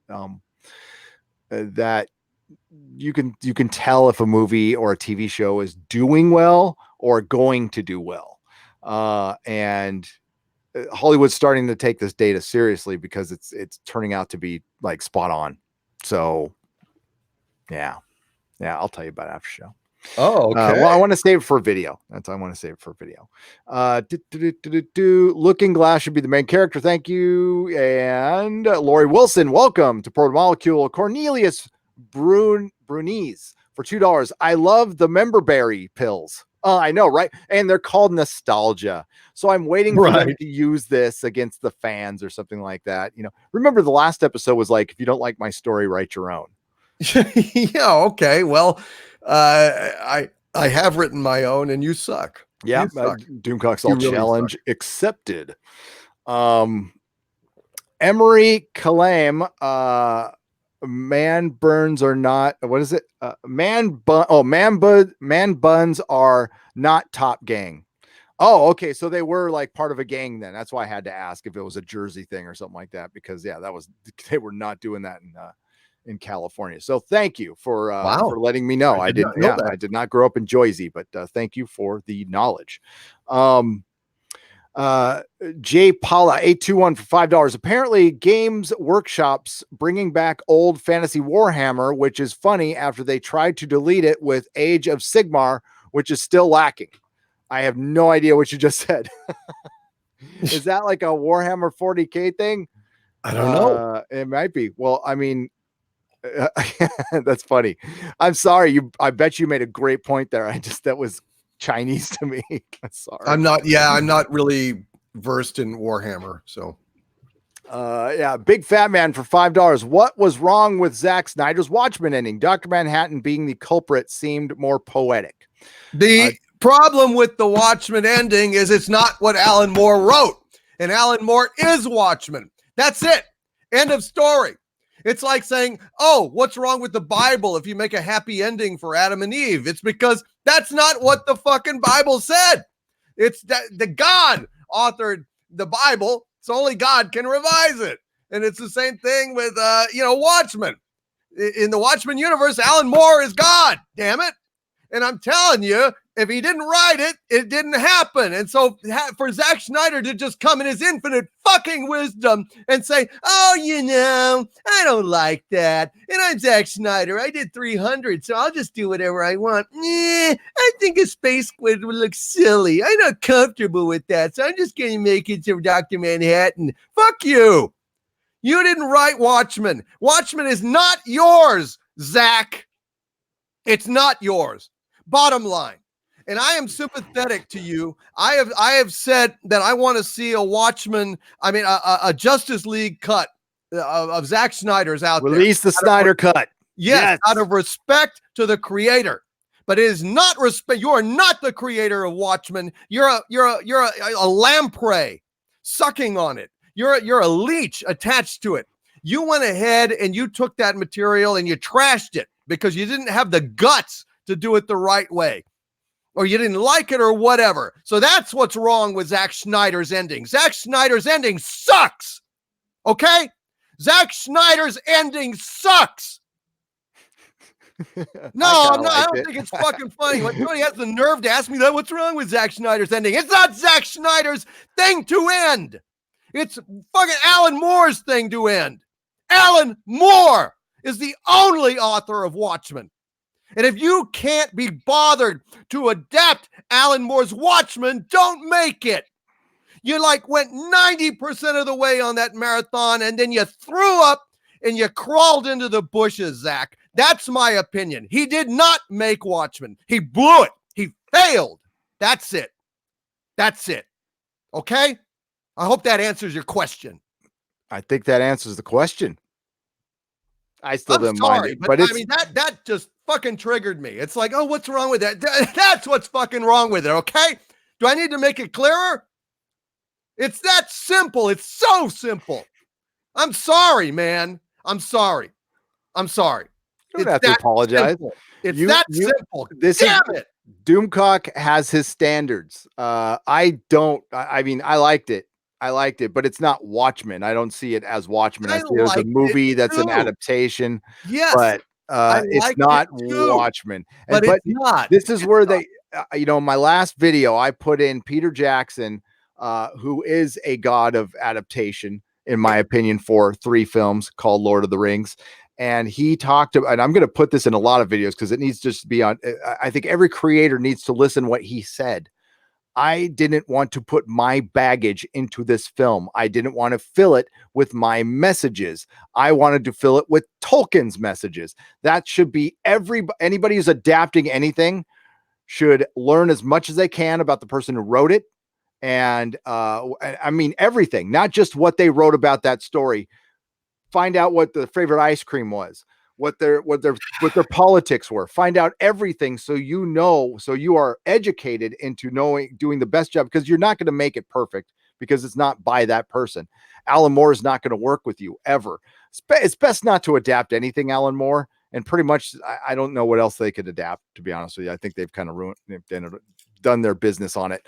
But that's what you need to keep in mind is that person's messages, not yours. If you want to put your messages in something, make something original. Stay the hell out of the franchises. The problem, the only person who screws up the laws of canon, unfortunately, is George Lucas himself, because he goes in and jacks up his own stuff with, changing the Greedo scene again. I know, but then I had to. Well, he didn't change it the third time. I mean, that was Disney. Disney said it was him, so it was Disney. I don't know. I thought it was Disney. I mean, what's he got to do with it? I don't know. But the thing is, that's what made me introduce my fifth law of canon, which was that because it is the fans deserve to participate in what is canon because it's our culture. I mean, it's a two-way street. So on rare occasions, I think the fans can veto, override what the creator has done when it's clearly a mistake that was done on a whim. George Lucas thought, oh, we can do this. Let's do this. And he did the thing with Han, like walking over the tail and thought it was so clever. It looked like crap. And so the fans can reject that. Mark Hamill said something interesting concerning the Last Jedi. I don't think any creative believes this, but he says once the movie's locked, it belongs to the fans. Really? Because that's not what I'm hearing from Disney. So once Last Jedi was locked and the fans resoundingly rejected it, did it still belong to them? I mean, I don't get that logic, especially with the abuse we got from Lucasfilm, not from Mark Hamill in particular. Although I'm not as big of a Mark Hamill fan Mark Hamill today as I was, say, a couple months ago, considering some news I've heard. But that's life. That's life. That's why I don't idolize movie stars. They're people, very fallible people. Penn Farm Girl, what's up? It's good to see you. Welcome to the membership. David Dahl for $1.99. Doom Squirrel is escaping. Watchmen was good.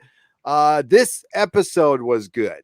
It was good because of Tim Blake Nelson and the character development. It still had some woke moments in it, though. It did. Russian sleep incel reporting for duty, my lords. KB, a sleeper incel. Well, we have one. That's what we all are. We've graduated from Russian bots to Russian incels, and that's going to be the argument against critics of Rise of Skywalker. Doomcock. Thank you, KBDN. Julie Day for £5. If Tennant is reviled by Jody, or if Tennant is reviled by Jody, I shall be bloody enraged at utter presumption. Love Doctor Who.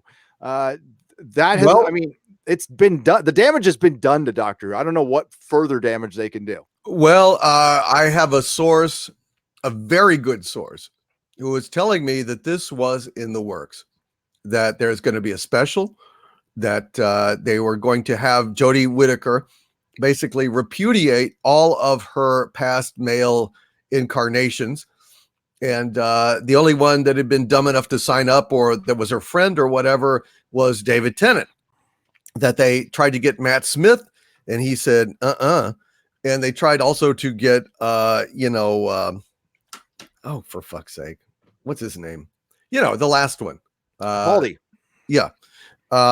And he said, oh, I'm too busy with the Suicide Squad sequel, so I can't. He used that as an excuse. Capaldi. I mean, I love Capaldi, but he participated in Twice Upon a Time, which was essentially, they did that to the first Doctor.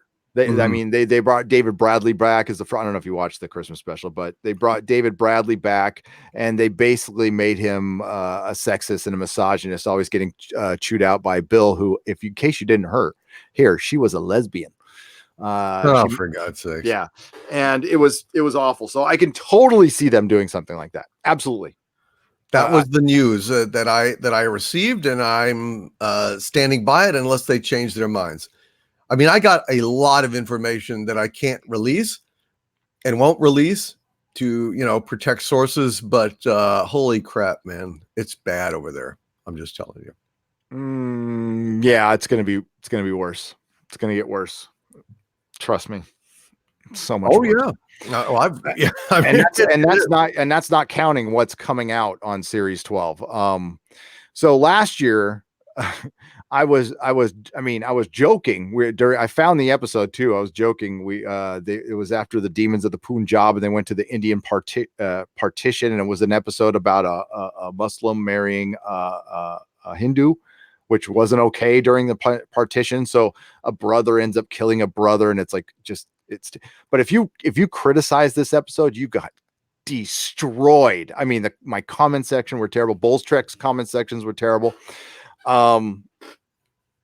So I joked, I'm all, hey, what are we gonna go to one of those bad places in Germany where people didn't come back, and they're going there for season 12. They're getting predictable. It's so predictable. It's what we talked about in the Star Trek review. It's like we can predict the wokeness now. We can almost make a game of it. Orville Nation, thanks for joining up. Admiral OF Doom, thanks for the $5. I am glad you are covering The Mandalorian. I am spending all my streaming money on you guys. Well, thanks. And that is much more worth it. Just an observation. That is a nice thing to say. That is awesome. I saw your I saw your review on the Mandalorian. You were like, meh, the Mandalorian, you called it? I called it the Mandalorian. Yes. That was my take on it. I tried to do the good, the bad, and the ugly. And I mean, there were some good things about it. But largely, honest to God, I was quite bored. Even the action sequences I felt were by rote and predictable, and I was never in any kind of suspense. So yeah. I see it as it's a good live action cartoon. It's got cartoon character development. And it's starting to feel like a movie chopped into bits now, because the last episode wasn't as good as the first episode was good. The next episode wasn't as good. I still objectively think it's good. I'm not a Star Wars fan anymore, so I could give two poops what happens. And I don't care. It's not enough to bring me back. And I think it's kind of a hoodwink. I think the short episodes, I know a lot of people like them, but like that this might be what you get from now on, 30-minute episodes, and they work in some things. I think Cobra Kai is half an hour, right? And Ash vs. Evil Dead was a half an hour, and that worked too. But I was expecting a little more for, a $10 million an episode. I was expecting more character development. And it looks like it's just voice acting. I don't know if that's Pedro Pascal actually under that suit the whole time. I think he's probably just in Doom Patrol. Brendan Fraser plays Robot Man. He voices the character, and then occasionally he's in an episode. Like he's in like 3 or 4 episodes. I think that's probably what they're doing here. So it doesn't really star Pedro Pascal, does it? He's just his voice, but he doesn't talk very much. Nick Nolte has a bigger part, to be honest with you, as the Ugnaught, and I always forget the name. But it's so far it's good. I think it plays well to Star Wars fans. But I'm going to bring up this thing, and I asked this because I really don't know, and nobody will really know. How big is it? Like, is it meeting their expectations? Is it getting to the normies? Because that's the important part of this. The normies have to be watching this, or is it just Star Wars fans watching it? Because it seems like, at least what I see on YouTube, is the interest is decent for Star Wars, but not like through the roof, which I think it kind of should be. But maybe it should be if it was really good. But I mean, one of the things in my review that I said specifically was that this is not a good project for Disney to be doing right now. And the reason for it is, where's the fun? I mean, just straight up, where is the fun? Remember Star Wars, Empire, Return of the Jedi? They were all fun. Yeah. They were all fun. They had a kind of childlike wonder in a galaxy far, far away. It was sometimes goofy. It was sometimes dramatic. It was sometimes scary, but it was fun as hell. And The Mandalorian is kind of like a dystopian, violent, but not that violent. I mean, it's not over the top enough to be really interesting and hard boiled, like some kind of Taxi Driver of the future or something. It's, it's mature. But when I saw Salacious Crumb like roasting on the spit, or a reasonable facsimile thereof, just like there's a reasonable facsimile of Boba Fett and a reasonable facsimile of IG-88, Huh. it's just like, this is an ugly universe. Red-eyed Jawas. Yeah, it's just no damn fun at all. There's not a laugh. There's not a personality. And the thing that they need now more than anything else is fun. And they blew it. They blew it. So it's more of the dark bullshit that never was part of Star Wars. And I know that there would be parts of the universe that are dark, but this was the wrong time to show it. What they needed to do was come up with a series that was fun, and then they could have done that series next. And it would have been a well-rounded kind of a thing. But right now it's just, you go from drab to dreary to, dystopian. And is that Star Wars now? Really? Is that it? Because I haven't seen any goddamn fun in this thing for a long, long time. I don't know if Disney's Marvel's capable of fun, but Marvel, I mean, Disney is encroaching on Marvel, but Marvel started out somewhere else, and they were fun. Disney used to know fun. I don't know if Hollywood's capable of it. I think some people in Hollywood think fun is corny, and everything has to be really dark and sophisticated, which this thing isn't, by the way. I mean, it's got like funny moments. The Jawas, chanting egg and stuff. I laughed. That was funny. I liked it. But I agree with you. I think that has been surgically removed from Star Wars. Was fun. Dude, how fun is The Last Jedi? Boy, that's fun. Wow, what a fun movie I had. What a fun time I had with that piece of crap.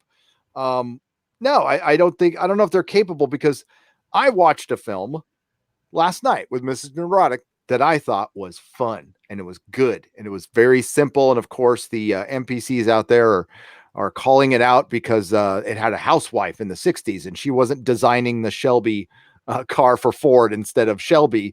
And it was Ford versus Ferrari, the kind of movie that's kind of shocking that they're coming out with now. And it's a biopic. It's about Shelby, but it's actually mainly about Ken Miles, the driver. And I know nothing about Le Mans or Le Mans or whatever it was called. And even though I worked in the auto industry, I didn't care about cars. And I know nothing about these guys.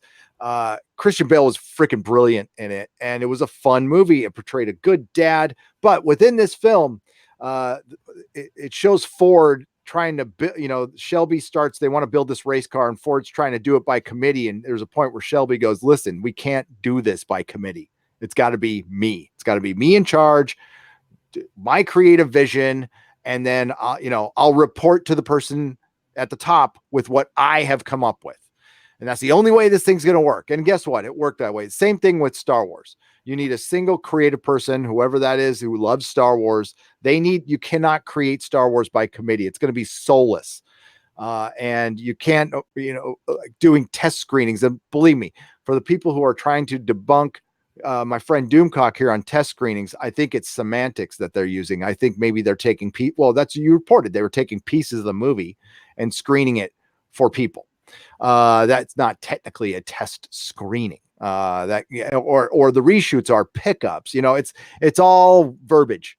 And that's, it could be true, it could be not true. We don't exactly know, but that's what Doomcock said. You can't make something good that way. It's impossible. So, and then plus, and that's not even counting all the agenda they're trying to put in there. It's almost impossible without that. And then they want to do that on top. It's just too many damn cooks in the kitchen. And then you have J.J. Abrams, who's the worst chef ever. So, yeah, he's a sui chef. Yeah, supposed to a sous chef. I don't. But with the Mandalorian, Favreau's good. And a lot of people like Filoni. I like Filoni. I'm kind of in the middle. I know the EU guys really don't like, or some, I'm not hashtag not all, but I listen to Ryan and stuff, and they don't like what Filoni did with, I guess, Clone Wars and Rebels. I like Clone Wars. Rebels was okay. It got a little silly at some point, having Mandalorian graffiti artists, and come on.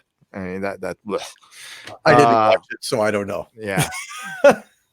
You're better off.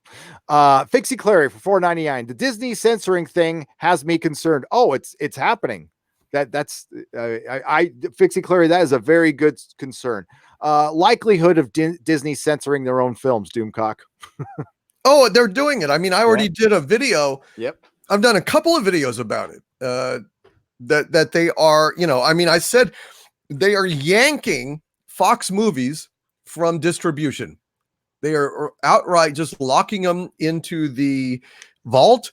They are reneging on deals to festivals and things where they were going to show things like Die Hard or Alien or Aliens or Princess Bride, just saying, they're locked in the vault now. And then they went ahead and outright said that quietly that they were, editing for content some of their movies, putting disclaimers on it for Disney Plus saying, well, this is from a time where everyone was racist and sexist. So, Yeah. And it's like, we need people to actually see that time so they know it's there and it's real. And we've moved on. But this, oh God, that bugs the hell out of me. That is bad. That's bad, Doomcock. It is horrible, and it's abominable, and they have no respect for film history. They have no respect for culture. It's that's the future. That's the future, and that's why I say, gather ye physical media while ye may. I mean, or if you are sailing the high seas, get some industrial size rods and reels. I don't do that, but I don't frown on anyone who does, but I don't do that. We are not here to judge. That's right. Exactly. Right. But no, you have inspired me to, I ran out and got my hands on as much Doctor Who physical media as I can. There's still a few out there that I don't have, and there's some they haven't produced because they freaking recycled them, and some shows are lost forever, which is sad, because I haven't seen like all the old episodes. I mean, because some don't exist, which sucks. But yeah, if for stuff you truly love, get just get a DVD, get something so you can keep and see the original, because it's going to be the original Star Wars, but except with everything. That's why I'm so glad I kept my VHS copies of Star Wars, because I have them. I mean, I need to find a VCR that works, but I have them so I can watch them if I want to. Yeah. Dude. Okay. Not sure for $4.99 says keep it up. Says keep it up with a little emoji. He's like pumping iron. I like that. Scotty S for $9.99. Hail Gary and Doomcock, follower and Tulsan here. Well, greetings, Tulsa, Oklahoma. I am sorry they are representing your entire town like you're a bunch of Okie-ists.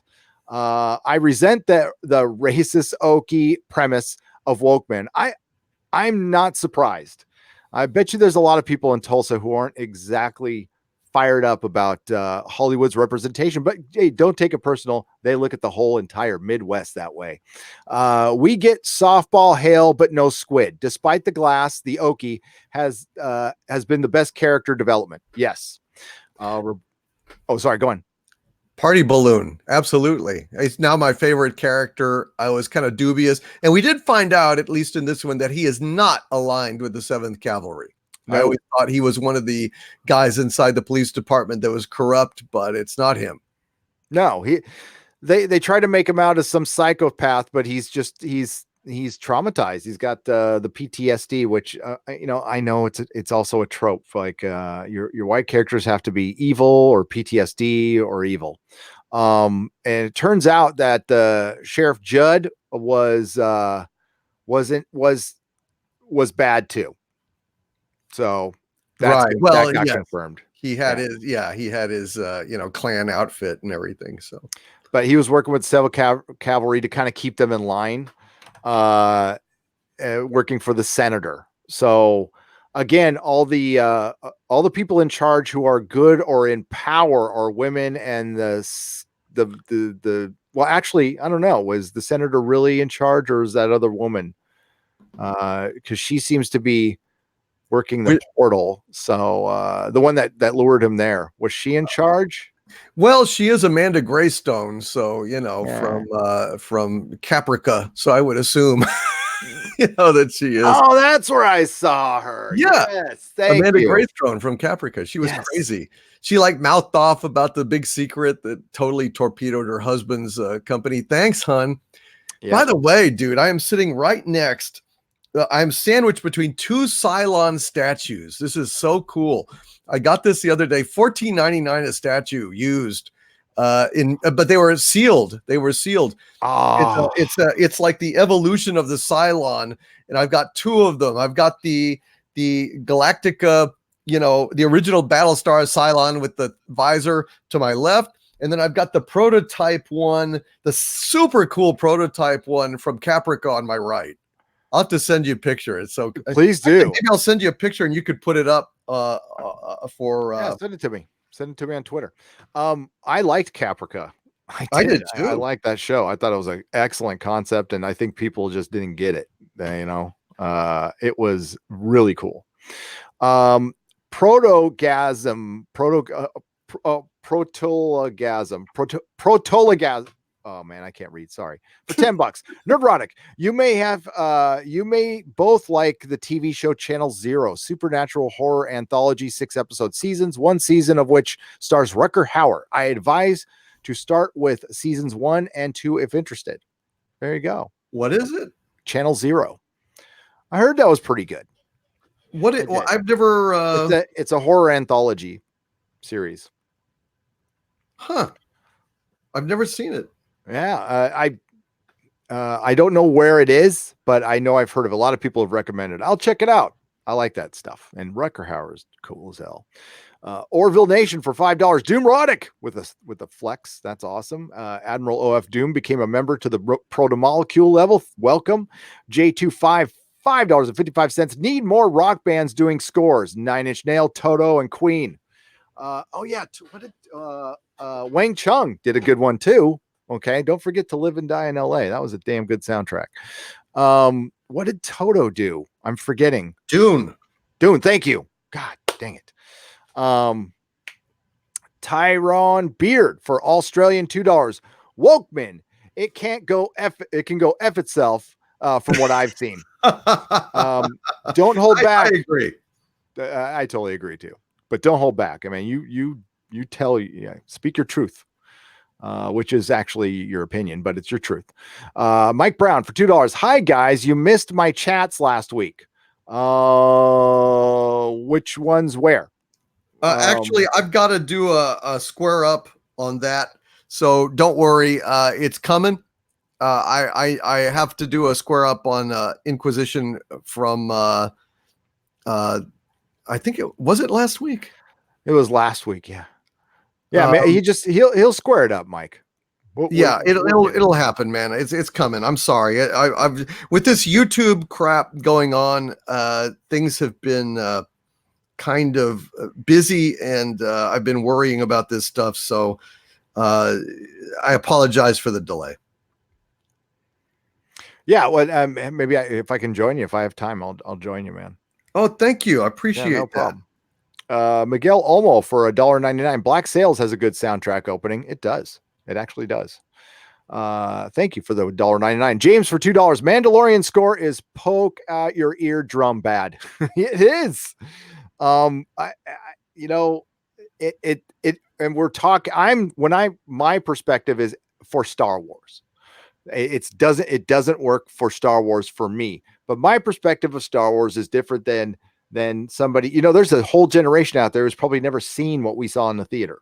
And there's a few generations who did not feel the awe that we got to see in the theater when we saw it for the first time. It was just, I can't even describe it. I wish I could bottle it up and give it to Star Wars fans, but it's Disney. And I don't expect Disney to do that. Okay. That I don't, and I don't expect a John Williams score. Okay, that's another argument that we can set aside. Right. I think you can emulate him or a fuller sound with more emotion. You're Disney. I think you can have your pick of the litter of what you want as far as composers out there. And they decided to go with Picard from the Inner Light, sitting in the corner. I'm trying to hide. Well, then why are you playing the flute, idiot? I'm composing Star Wars music. Leave me alone. Star Trek Picard, folks, as we predicted, was pitched as Logan, because Alex Kurtzman is not original. So how did Logan end, Doomcock? What happened to Logan? Well, spoiler, Logan ain't coming back again no more. Yep. That's what it was. But it was beautiful. I saw it in was. black and white, and it was absolutely fantastic in black and white. Ooh. Yeah, they had a special screening. I mean, on the big screen, and it was a black and white print, and specially timed by the director. And God Almighty, I mean, having it in black and white made it seem all the more real and all the more documentary. And it was amazing. I heard that they were releasing the black and white version on the discs. Did they not? No, I heard they were too. I don't know if they did though. It was worth seeing, guys. I mean, it changed the whole film. I swear to God. Yeah. I got if I can check that out, I will. I like that movie, but it's so damn depressing. I've only seen it once. I mean, I saw it once. I'm like, that was great. I don't think I ever want to watch it again. No, I've seen movies like that. But I can highly recommend Ford versus Ferrari. I thought it was James Mangold. There you go, director of Logan. He did a good job. Yeah, very good. Riff Magos, thank you for joining the Geloja level. Hecatat's daughter for $1.99. Patron versus join, which is better for you monetarily? I mean, I'll leave it up to you. Actually, if it's connected to YouTube, I feel safer because Patreon censors speech. So I have a subscribe star as well. But whatever you choose, I am good with. I appreciate anything. But I don't know. Yeah. We have different options. Why don't you weigh your options, Hecatat's daughter? But thank you. Thank you. Jason M. Welcome to the Geloja level. Honestly, I think YouTube got a fire in their ass and turned on everybody's join buttons because I think this is going to counteract the adverse effect from the ad revenue that is coming January 1st, which is going to affect absolutely everybody, no matter what. Myself right now, I'm not worried about my channel getting deleted, but I mean, maybe I'm being stupid by not being worried. But I am working on it. I've got options, and I actually have some juice with somebody that I'm, and I don't usually ask favors like this, but I'm going to pull. I have some access through Mrs. Nerdrotic, and we're going to try to pull that access and see what we can find out. And if we do, I'll share it with the world. Believe me. Winslow Friday. For $5. Dr. Manhattan was known as a U.S. asset in universe. The world would likely blame the U.S. instead of uniting, a la Chernobyl and the USSR. That's the way. I don't know. Did you ever I'm sure you did. What was your theory of what happened after Watchmen? What was your headcanon for that, Doomcock? I would imagine that probably the superpowers got together and started talking about dealing with extra dimensional threats like this, and probably, started doing joint research on interdimensional portals and things like that. And also ways to shield the effects of that kind of thing. It probably just opened their eyes to the fact that there's a larger universe out there filled with horrors that they don't understand, even beyond the menace of the space squid. Just in general, the menaces from the unknown are real and they are out there. And I think it would have united humanity in a way that nothing else really would. I took a different approach in my headcanon. That they started working together, but they were also so scared that they started working on interdimensional technology, and they eventually figured out it was bullshit. And humanity will always find another way to fight each other, and I guess that's what this show is supposed to be about. I find it very interesting that after the whole bringing everybody together feel at the end, we go the ist route. I thought that's still, it just doesn't work for me at all within the story. And it's supposed to be the big, if we're emulating Watchmen, there must be another threat out there that's going to end humanity. What's that threat? If they're devising another plan, why? Doomcock? Nixon Town. What's Nixon the point? Town. Because of that one little trailer park. Well, it's a trailer park from hell. It's a trailer park of racism and crackers. And I think that it's a great danger to all civilization. And so they got to go ahead and figure out how they can get rid of it. And this was where it falls. That's where it falls apart right there. This fucking story. Because why can't they just, bomb it? Well, I mean, Tulsa, Oklahoma. Hell, if it, maybe it's many trailer parks in Tulsa. They could just, wipe Tulsa out. So why do we need a big scientific plan? Right? Or maybe, a different story you could have taken is the elites technically got away with one, and maybe they think they can get away with another one, and they can, I forgot what the name of it Jones had for it when all the elites are going to reduce the population. That was the name. Oh, they're going to cull the population. Yes. And maybe they go that route, but no, Tulsa.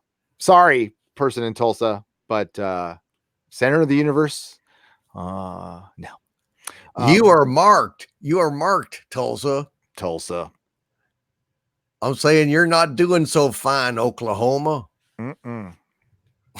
Poor Jed is dead, though. That's right. Lady Miss, $5. I haven't watched the Watchmen show yet here because it's fun, and I may be wrong, but your reviews are probably better than the show. I think they are, but I agree. Yeah, I agree. And the talk, speaking to you guys in the chat, and Doomcock is much more entertaining. Trust me. Quarter Black Garrett, welcome, my friend, to the proto molecule level. You're awesome, by the way. We need to talk soon. 200 watt studio for $5. Gary DC, the Mondo fanfare is totally the Creed fanfare, the same composer, and looks like he cribbed himself. So it's the same composer. What, Bill Conti? No, for Creed. For the Creed. Oh, for Creed. Oh, no, yeah. I don't know. I haven't seen Creed, so I can't speak to that. So if they're talking about Creed, well, that's one thing. I don't know Creed. If you're talking about Rocky, that's another thing. Well, do you think Creed emulated Rocky, and then the composer? Well, I mean, composers sometimes they do. I mean, there are parts of the 48 Hours soundtrack that sound eerily similar to Star Trek II: The Wrath of Khan. I mean, like eerily similar. So yeah, interesting. And they're the same composer. Techno Babbler for $5. Taika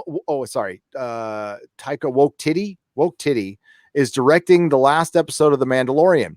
Can he take it seriously? I liked Ragnarok, but it seems to turn everything into a parody. I saw a lot of that humor in the second episode, Doomcock. Did you? I don't know if you watched the second episode yet. I have not seen the second episode yet, so I can't comment. Oh, well, it's only 32 minutes long. Well, that's a relief. And that's with credits. If you take out the credits, it's 28 minutes. Well, then I can squeeze that into my busy schedule over oatmeal and coffee in the morning. Exactly. Sure. Why not? Exactly. Why not? Should I do a review, or is it pointless? Did you do a review? I don't know. I did a live review, but the interest has waned. It's like, I think people were curious for the first episode. My viewer count, I mean, my live stream went a little too long. Okay, so it's partially my fault, but 50% drop, and that's across the board. That's with other YouTubers. If I ever think it's me, I check out I have an app that has competitors, and I can see how people who are doing similar videos are doing to me, and I do it for TV shows, and it's partially to see how these TV shows are doing. It's not necessarily, I don't care about me, but I can see how how much actual interest there is in Star Trek Discovery. I can see how much actual interest there is in Doctor Who based on YouTube metrics. And I think, well, actually, I know Hollywood is using that too, because there was an article in the Hollywood Reporter 2 days ago about it, that they're using that. And for example, Force Awakens, now some time has passed, but it's at 104 million views for the first trailer. The Last Jedi had 55 million views to date. Again, time has passed, so you got to take about 20%, 25% off that, because believe me, the views die off as time goes on, like way down. The Last Jedi is sitting at 25 million views, 26 or not. Rise of Skywalker. For example, the Joker has, I think it's twice the viewers, 3 times the viewers than Rise of Skywalker. 75. So you're talking. So what metric are they using? They're using YouTube metrics. Really? They're watching views, and they're basing, and they can see. Well, they have hard data. If they see the view for the trailer and other trailers, and I guarantee you, they're also checking out people who are reviewing the episodes, who are reviewing the movies, and you can see like Emergency Awesome. You go to Emergency Awesome, and he covers pretty much everything MCU, Star Wars, Game of Thrones. To tell you how well Doctor Who is doing, Emergency Awesome stopped covering it quite right around when Jodie. Right when it started getting woke, he tailed off, and he's not political or anything. It just wasn't garnering him enough views to work on the show. The interest went down. So that's a metric that you can use, that there's a big YouTuber who was covering Doctor Who pretty thoroughly, and he doesn't find it that interesting, or it's not worth it anymore because there's no interest in the show, or there's not as much. Right. The Watchmen, he covers the Watchmen.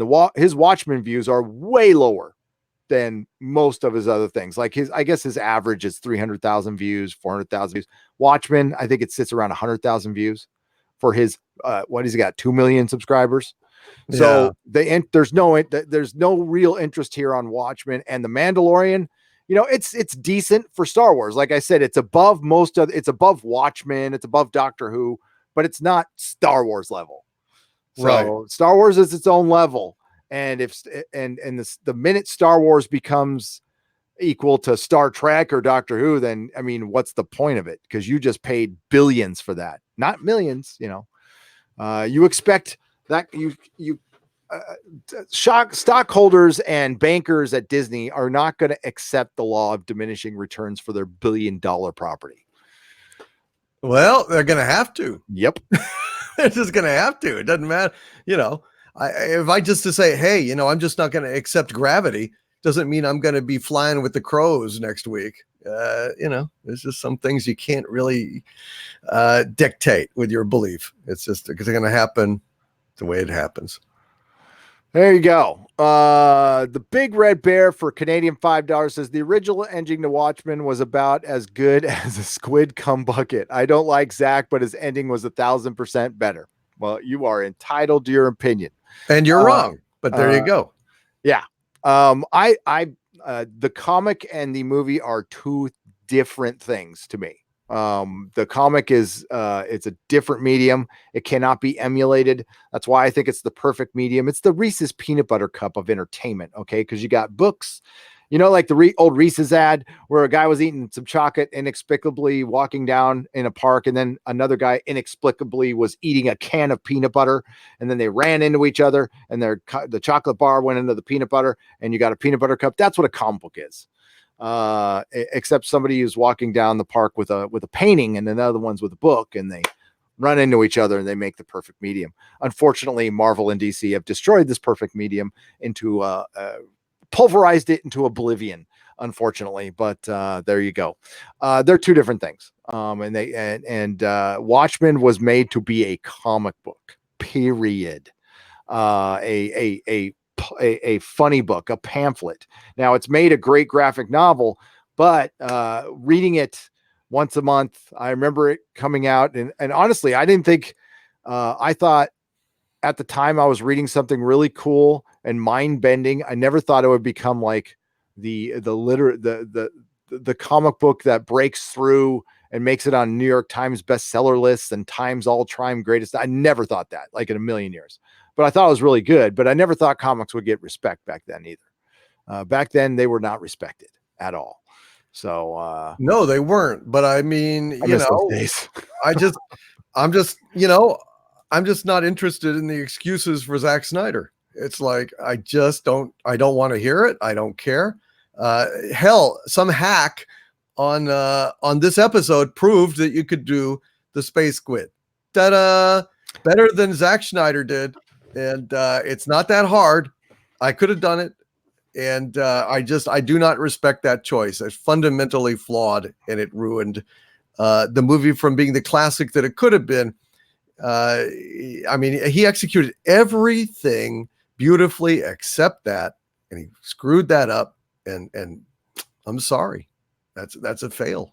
That's a fail. I still have it. I like to watch the performances. I like to watch certain scenes and so on. I have the director's cut, but again, ultimately, if I had to grade the thing, I'd say, well, it's kind of like, if you turn in your term paper in the summer. Well, too little, too late. You had one little thing that screwed it up, and but that is a screw up. That is a fail.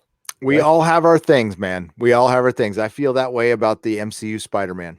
I feel the exact same way. They fucked that thing up from the beginning. That's not Spider-Man. Absolute failure in every way. So the MCU is not the perfect destination for their own characters sometimes. And I fear for the X-Men. I'll say it right now. If Fox ends up doing the X-Men better, which they probably did, we'll find out. We'll find out. But I put up a tweet. I don't do this very much, but it was yesterday, and I got some pictures from Watchmen, and I got some pictures from Bird of Prey, and I showed you the 2019 superhero, and there's a bunch of frumpy people in regular clothes and ski masks and body suits, and it's a joke. And the Birds of Prey looks terrible, by the way. That looks god awful. Yeah, it sounds awful. Did you send me that picture? I'm sorry. No, I have not. Let me go ahead and send it to you. And I'll read some more chats here. Hashtag release the Snyder cut. Hashtag Epstein did not kill himself. Damn right. Yep.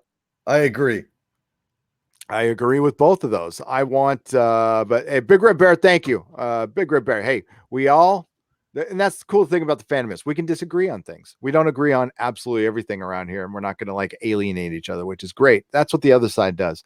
Hail Doomcock's passionate rants, 100% correct. Says RR for $1.99. Forever Sci-Fi for $1.99. Thank you again for the release the Snyder cut, and Epstein didn't kill himself. 200-watt studio for $2. Doomcock, what's wrong with with Snyder's Watchmen? I think he just told you.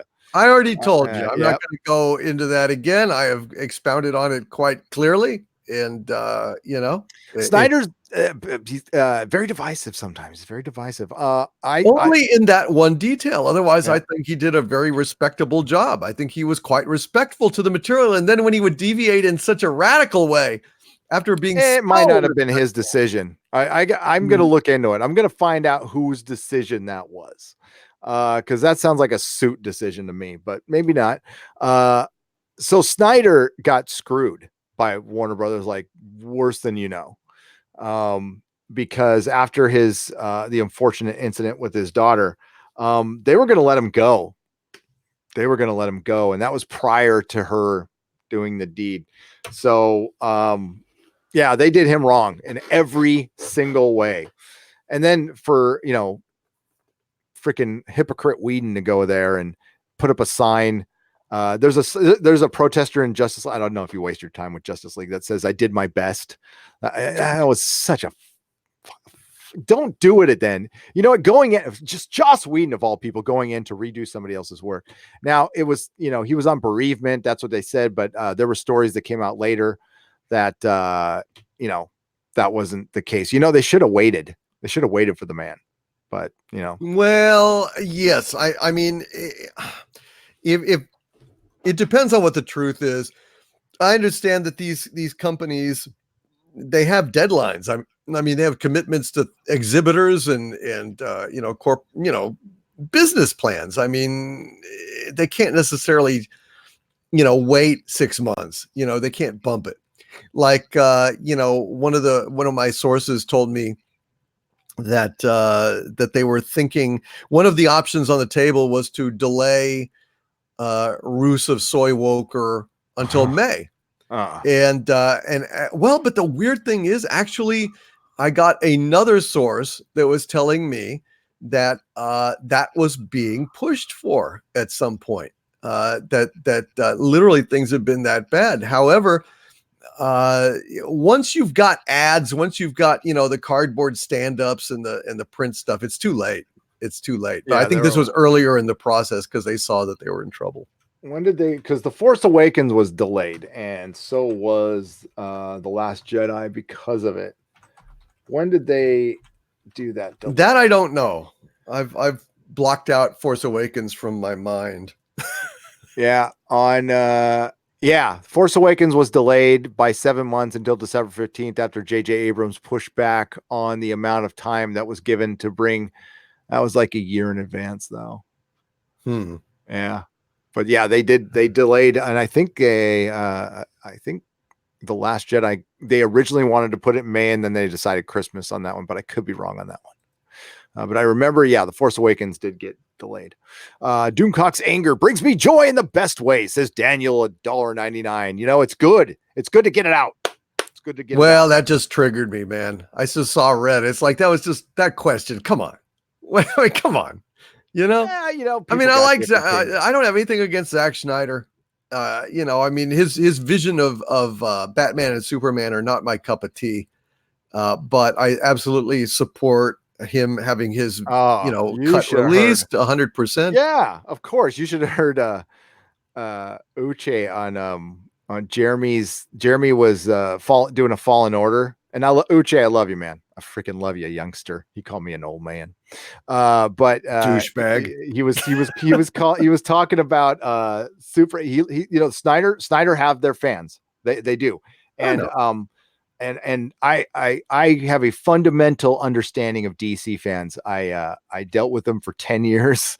I know that they are the single most passionate fan base on the planet, more than any other. And sometimes they're kind of like Raider fans. And don't get upset by that. Raider fans are true blue. They're hardcore fans, but sometimes they get a little myopic. They can't see, like, nothing's wrong with my team. And they love Snyder, and that's fine. I mean, I don't hate those movies. They're not good, but I own them because I like Superman. But Uche was going back and forth, and I didn't think he would answer the question like this, but I popped in the chat. So I'm like, so you think Man of Steel, because he was, pumping up Man of Steel. So I'm also, you think Man of Steel is better than Donner's Superman? Expecting like, no, of course not. He's all, hell yeah. Oh, and I went, God. That's insane. I've never heard that before. That's insane. Weird. That's insane. I'm sorry. That's insane. I have not seen Man of Steel because I couldn't even make it through the front part. I mean, I think there were little pods or something, or babies were growing. I don't know. And then he fell in this water. Russell Crowe like fell in this water or something. And I said, yeah, eugenics. They were doing eugenics. Yeah, and I just said, this doesn't really work. But it's I don't think it's anything compared to what Jar Jar Abrams is going to do to Superman. And Warner Brothers, it's going to be awful. And he's just going to dust off his Superman script. He's not going to rewrite. Oh, hell yeah. He's going to dust it off. And the thing is, just write like another script. Absolutely. No way. And Jar Jar Abrams, the thing about it is, I read the Superman script before I even knew much about Jar Jar Abrams. I mean, it's been around that long, and I read it, and son of a bitch. So I got about to page 60, 65, and it was all good up until then. And then I'm like, whoa, what is this? And then I made about 5 or 10 more. I said, oh, and I just put it away. So it was so bad. It got so bad so fast. That's Jar Jar Abrams. Hey, you want to copy the Joker script? Yeah. I'll email it to you. Somebody emailed it to me. I read half of it last night. It's interesting. It's interesting. It gives you, there's a few differences, gives you a little interesting perspective. I love that kind of thing. Yeah. Absolutely. But I think it kind of gives you an insight of what the movie's about. But I need to think about it. That's how good it is though. Cause I'm like, wait a minute. Huh? And I'm not going to ruin it. But I think you can read that script and figure out like what's going down in the movie. And it's really trippy. And I think I kind of like it even more. I kind of like it. I love that movie, so I'm excited. Yeah, I'd love to see it. Can't wait to own that. Mm-hmm. All right, so Daniel, thanks for the super chat. And yes, we all love Doomcock's anger is endearing. There you go. And true. It's Dominique 2K5. thank you for becoming a member on the proto-molecule level. Mr. Rango, a member on the proto-molecule level. Nicholas Horton for £2. BBC War of the Worlds premiered Sunday. I heard it did. It stars a single pregnant woman, but it's a period piece. So, but it's a BBC, dude. Nicholas, I'll try it, but I'm not really down with the BBC right now. I think they're out of all. Oh, go on. I'm sorry. I didn't mean. I just War of the Worlds gender swapped the lead. Yeah. So, yeah, I'm just pregnant, single pregnant woman in the 1800s. Are you kidding? Mm-mm. She's pregnant? Yeah, that's what they said. That's what I heard. I haven't seen it, but oh God. Yeah. But well, I'll check it out. But I mean, like BBC is like they are gone for good. They're gone for good. They've got the diversity initiative, and listen, again, nobody's against inclusivity and diversity, but I mean, you can't create like that. You just can't. I mean, definitely go find new people and new voices, however you put it. Just make sure they're talented and you bring them in. But that's not what they're doing. It's cronyism no matter where you are. There's no system that won't be. We're people. That's what we do. We like what's familiar. It's good that they're trying some things, but they also have a very, very particular, we'll say particular politics, and they don't really keep any other side in mind because they think they're insufferable. They think they're right all the time. So yeah, I'm not about the BBC, and considering the rumor I'm about to drop about Doctor Who, I'm really not about the BBC at all. Yep. Nope. They are, I don't know, close to true.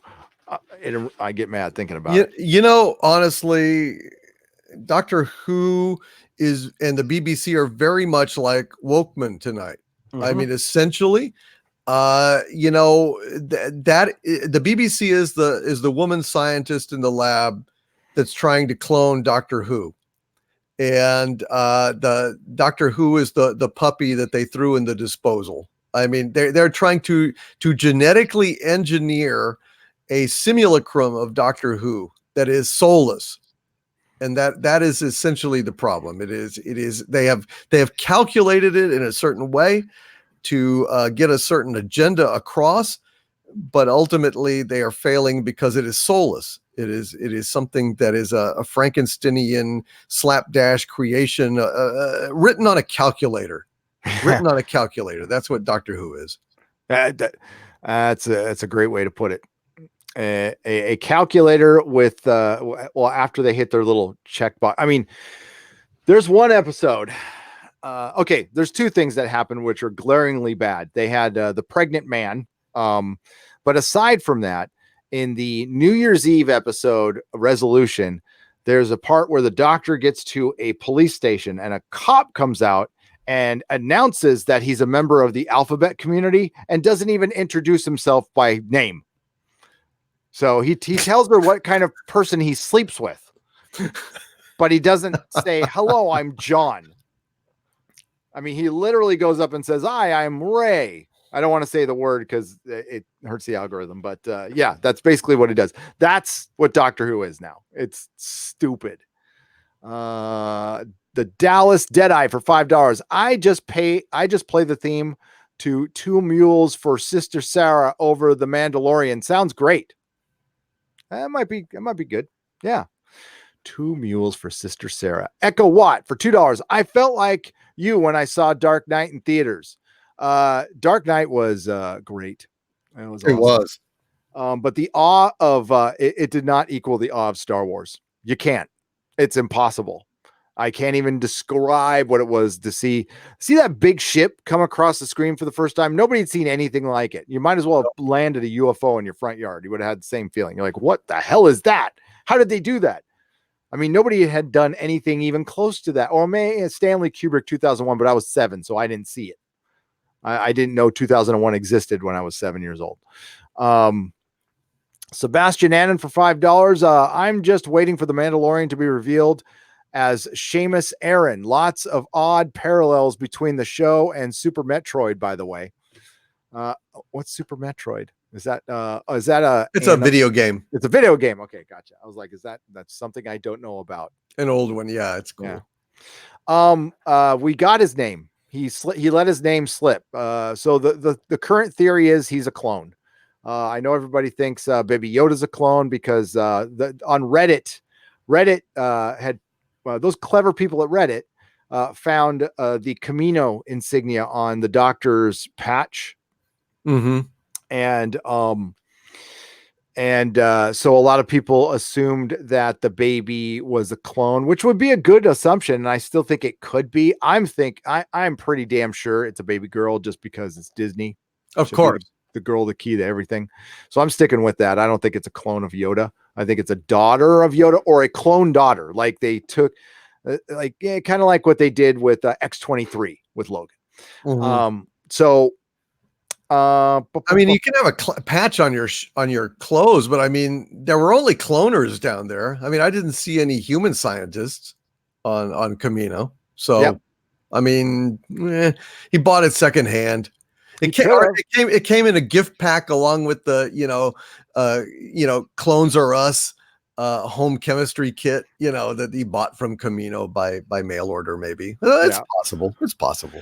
But now they're thinking that the Mandalorian is a clone, which I mean, okay, that does not. I mean, that doesn't move me in any way, one way or the other. It's like, okay, he's a clone of who?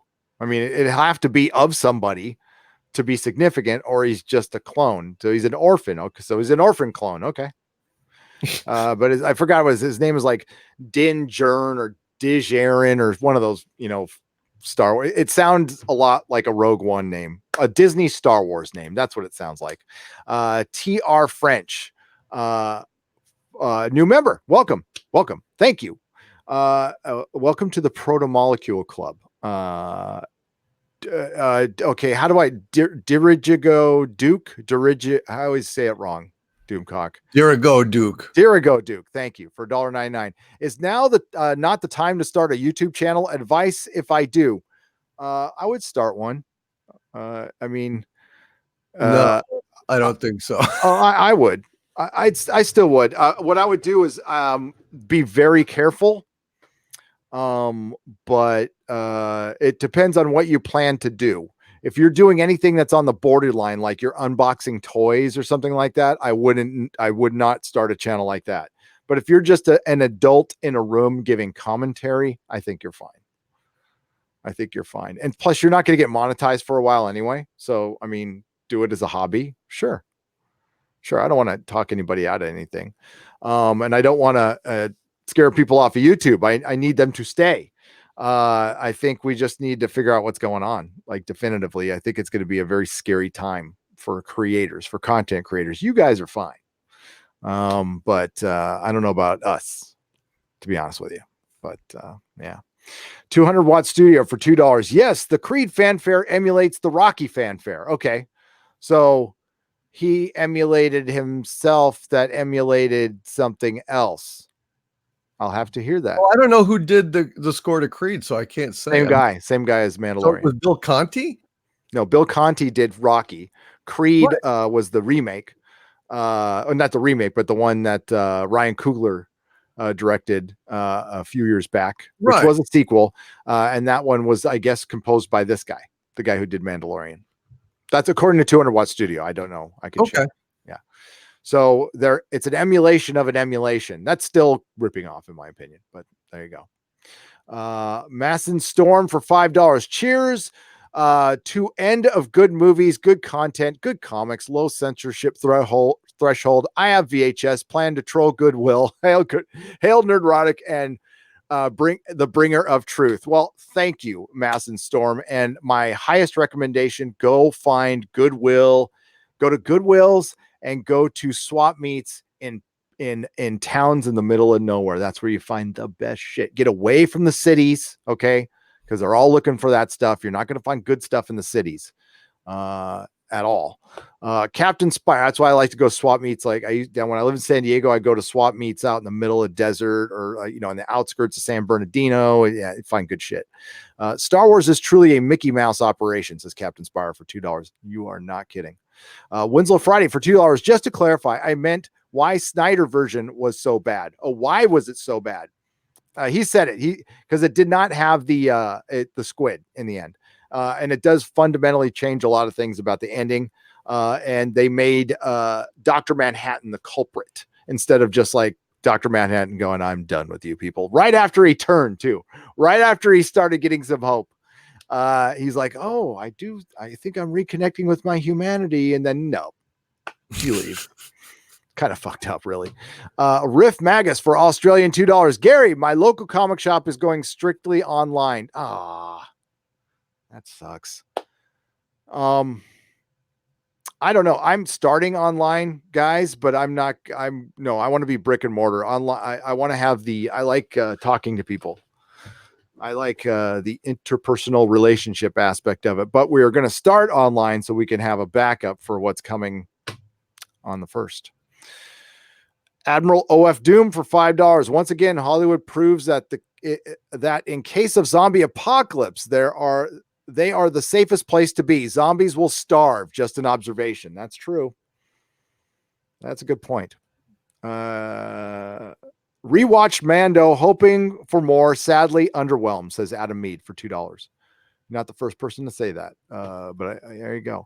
200 Watt Studio for $2. JJ is going to keep Superman's origin a mystery. He probably will. Oh, God. Uh-oh. It stopped on me, Doomcock. Uh-oh. What happened? Oh, okay. I got it. We're almost at the end here. I had to drag it down a little bit. There we go. Okay. It jumped on you. There we go. It jumped on me. Okay. Isaac Reyes for $5. Have you guys read the 2016 Vader comic? They should have adapted that into a movie. Would break $1 billion easy. Yes, Isaac. It was good. But yeah, I've heard that. I've not read it. So that's about that was. I stopped reading Marvel a year ago, so I couldn't take it anymore. I was done. I was not even getting through comics anymore. I was like reading a couple pages and tossing them like Zach did, like your boy Zach did. And listen, throwing a comic book on the ground used to be sacrilege to me. I would freak out if you did that. If you bent it, I hate it when people fold their comics, even if they owned it. I'll be like, don't do that. Yes. But now I'm like, who cares? It's a Marvel comic. Adam Mead for $5. James Bond. She's 20 years of karate losses every time she has a fight with an actual male. The bad guy can't monologue because she can't stop talking. Jane Bond. Sorry, I said James Bond. Jane Bond. I ruined the joke. Jane Bond. She's 20 years of karate, but loses every time when she has to fight an actual male. The bad guy can't monologue because she won't stop talking. 200 Watt Studio for $5. Ludwig Göransson was the composer for Black Panther, Creed 1 and Creed 2 and HBO Watchmen. Well, Black Panther was a forgettable score along with all of the Marvel Cinematic Universe's scores. Completely forgettable except for maybe the Iron Man theme, a little bit of the Captain America theme, and the Marvel fanfare. But yeah. And I don't like any of those things. And I didn't see Creed 1 or 2. So I haven't seen it either, so I can't speak to it. I heard they were good. I just haven't seen it. No, it's not HBO though. It's not Watchmen HBO. Ludwig, you probably mean the Mandalorian, because 9 Inch Nail, unless Ludwig is with 9 Inch Nails, which you might be. But we were talking earlier about the Mandalorian theme sounding like Creed. So I don't know if you got confused there. I thought, okay, so you were thinking Watchmen. I was talking about the Mandalorian. And that was brought to me by Stephen Walton. I have to put those two together and figure it out for myself. It might just sound somewhat similar. And that happens in music sometimes. It does. So we are at the end of the super chats, my friend. And we can and that's pretty good. 2.5 hours I think is good. I think we can plug your channel. I know you got work to do. I got work to do. Yes, lots of work. Yes. Well, my channel is Overlord DVD. So youtube.com/Overlord DVD. And I hope that you will subscribe, please. I also have Patreon, patreon.com/Doomcock and subscribestar.com/Doomcock. And we have a great community there and lots hours and hours and hours of exclusive content there. Discord meetups and so on. So hope you guys will support me there, please. Yes, and here's the link. With this link that I'm putting in, that's his channel right there. Thank you, sir. Channel. Yes, and when this is gonna be unlisted and moved over to Nerdrotic Live, all of his links will be in the description. If you're watching this on Nerdrotic Live, don't forget to subscribe. And 200 Watt Studio. I'm confused. I was confused. I meant Mandalorian. Okay, good. Okay, so he did Black Panther, Creed 1 and 2, and The Mandalorian. So yeah, he probably just emulated himself, Yeah, but I'll find out. Oh, believe me, I'm going to check. I'm going to check. Mikey Woods, thank you. Quarter Black Garrett, thank you. Zombie Apocalypse Gary, thank you. Chris Persia, thank you. Mark Lerzeth, thank you. Prayers for Mary Ashmead. I know she's going through a very hard time right now. Yes. So please send all of your prayers, all of our best to our Modrotic, our mutual friend, Mary Ashmead, who's, we want thoughts and prayers with her right now. Nicholas Horton for £2. Harvey's thoughts on the space squid. I think the space squid is kind of hot. And yeah, if there's like on Tumblr or what is it, Tinder, I would swipe whichever way it is when you say ha cha cha cha. That's what I would do. Hey, baby. Ha cha cha cha. Nice tentacles you got there. That's pretty hot. Nice suckers. Not nice suckers, honey. Are those operational? The Art of the Real for $5. Disney has to censor past movies lest new viewers see how bad the past was and not how good these days are. That's interesting. I think I'm going to read that again. Disney has to censor past movies lest new viewers see how bad the past was and how good these days are. Maybe that's how they feel about it. I can definitely see them having that perspective, the Art of the Real. I'm not sure what perspective you're coming from on that one. I'm going to assume that you're like, yeah, that's probably how Disney sees it when they censor something. But they would be wrong. They would be wrong. For one, the good old days, they're just like these days. Some were good, some were bad.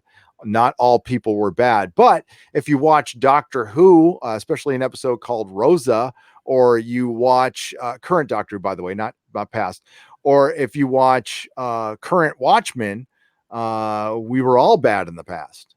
Yes, absolutely. The entire past is undermined. It should not be respected in any way because it was based in ism and ists, and there were no good people. Everybody was entrenched in this evil society, and it should just be erased from our memory. That's not what we should be doing. We need to remember our past, all with warts and all the ugly stuff. Because really, honestly, how far do you go back? Because guess what? Every single race has been enslaved in some form or another since civilization started. And where's the justice does justice have a time limit then? If we're going to go back and give okay, fine. Then what about, the descendants of 1,000 years ago and 2,000 years ago? Where do you stop? You can't. I mean, I think the problem is that they're trying to rewire human beings. Yes, that's it. They're trying to. I mean, the thing about Shakespeare, the reason why Shakespeare is still good is that Shakespeare, for all his elevated vocabulary and flowery language, is still writing about human beings that haven't changed in hundreds and hundreds of years since the time when he was writing it. So they haven't changed really in 1,000 years. No. So, this notion that, it's only, now everything's fine. No, now what's happened is that, the same, old human passions and prejudices and problems have just been driven temporarily underground by this, woke bullshit but they're not gone. And what happens when you suppress these kinds of things is they build up and they build up and they build up. And then eventually there's going to be an eruption out there, and it's going to just get worse and be uglier. You know, it's exactly like on Seinfeld. Serenity now, insanity later. That's what it is. Exactly. There's some despicable people generally on Twitter who think because they're for equality, they can act like shit in every other facet of their life and treat people like crap. Because I'm for equality, so I can cancel you as a person. Yes. There's people making livings doing that right now. And you know what? They're they like to throw out that. I don't like to throw out this term. They like to throw out the term garbage people.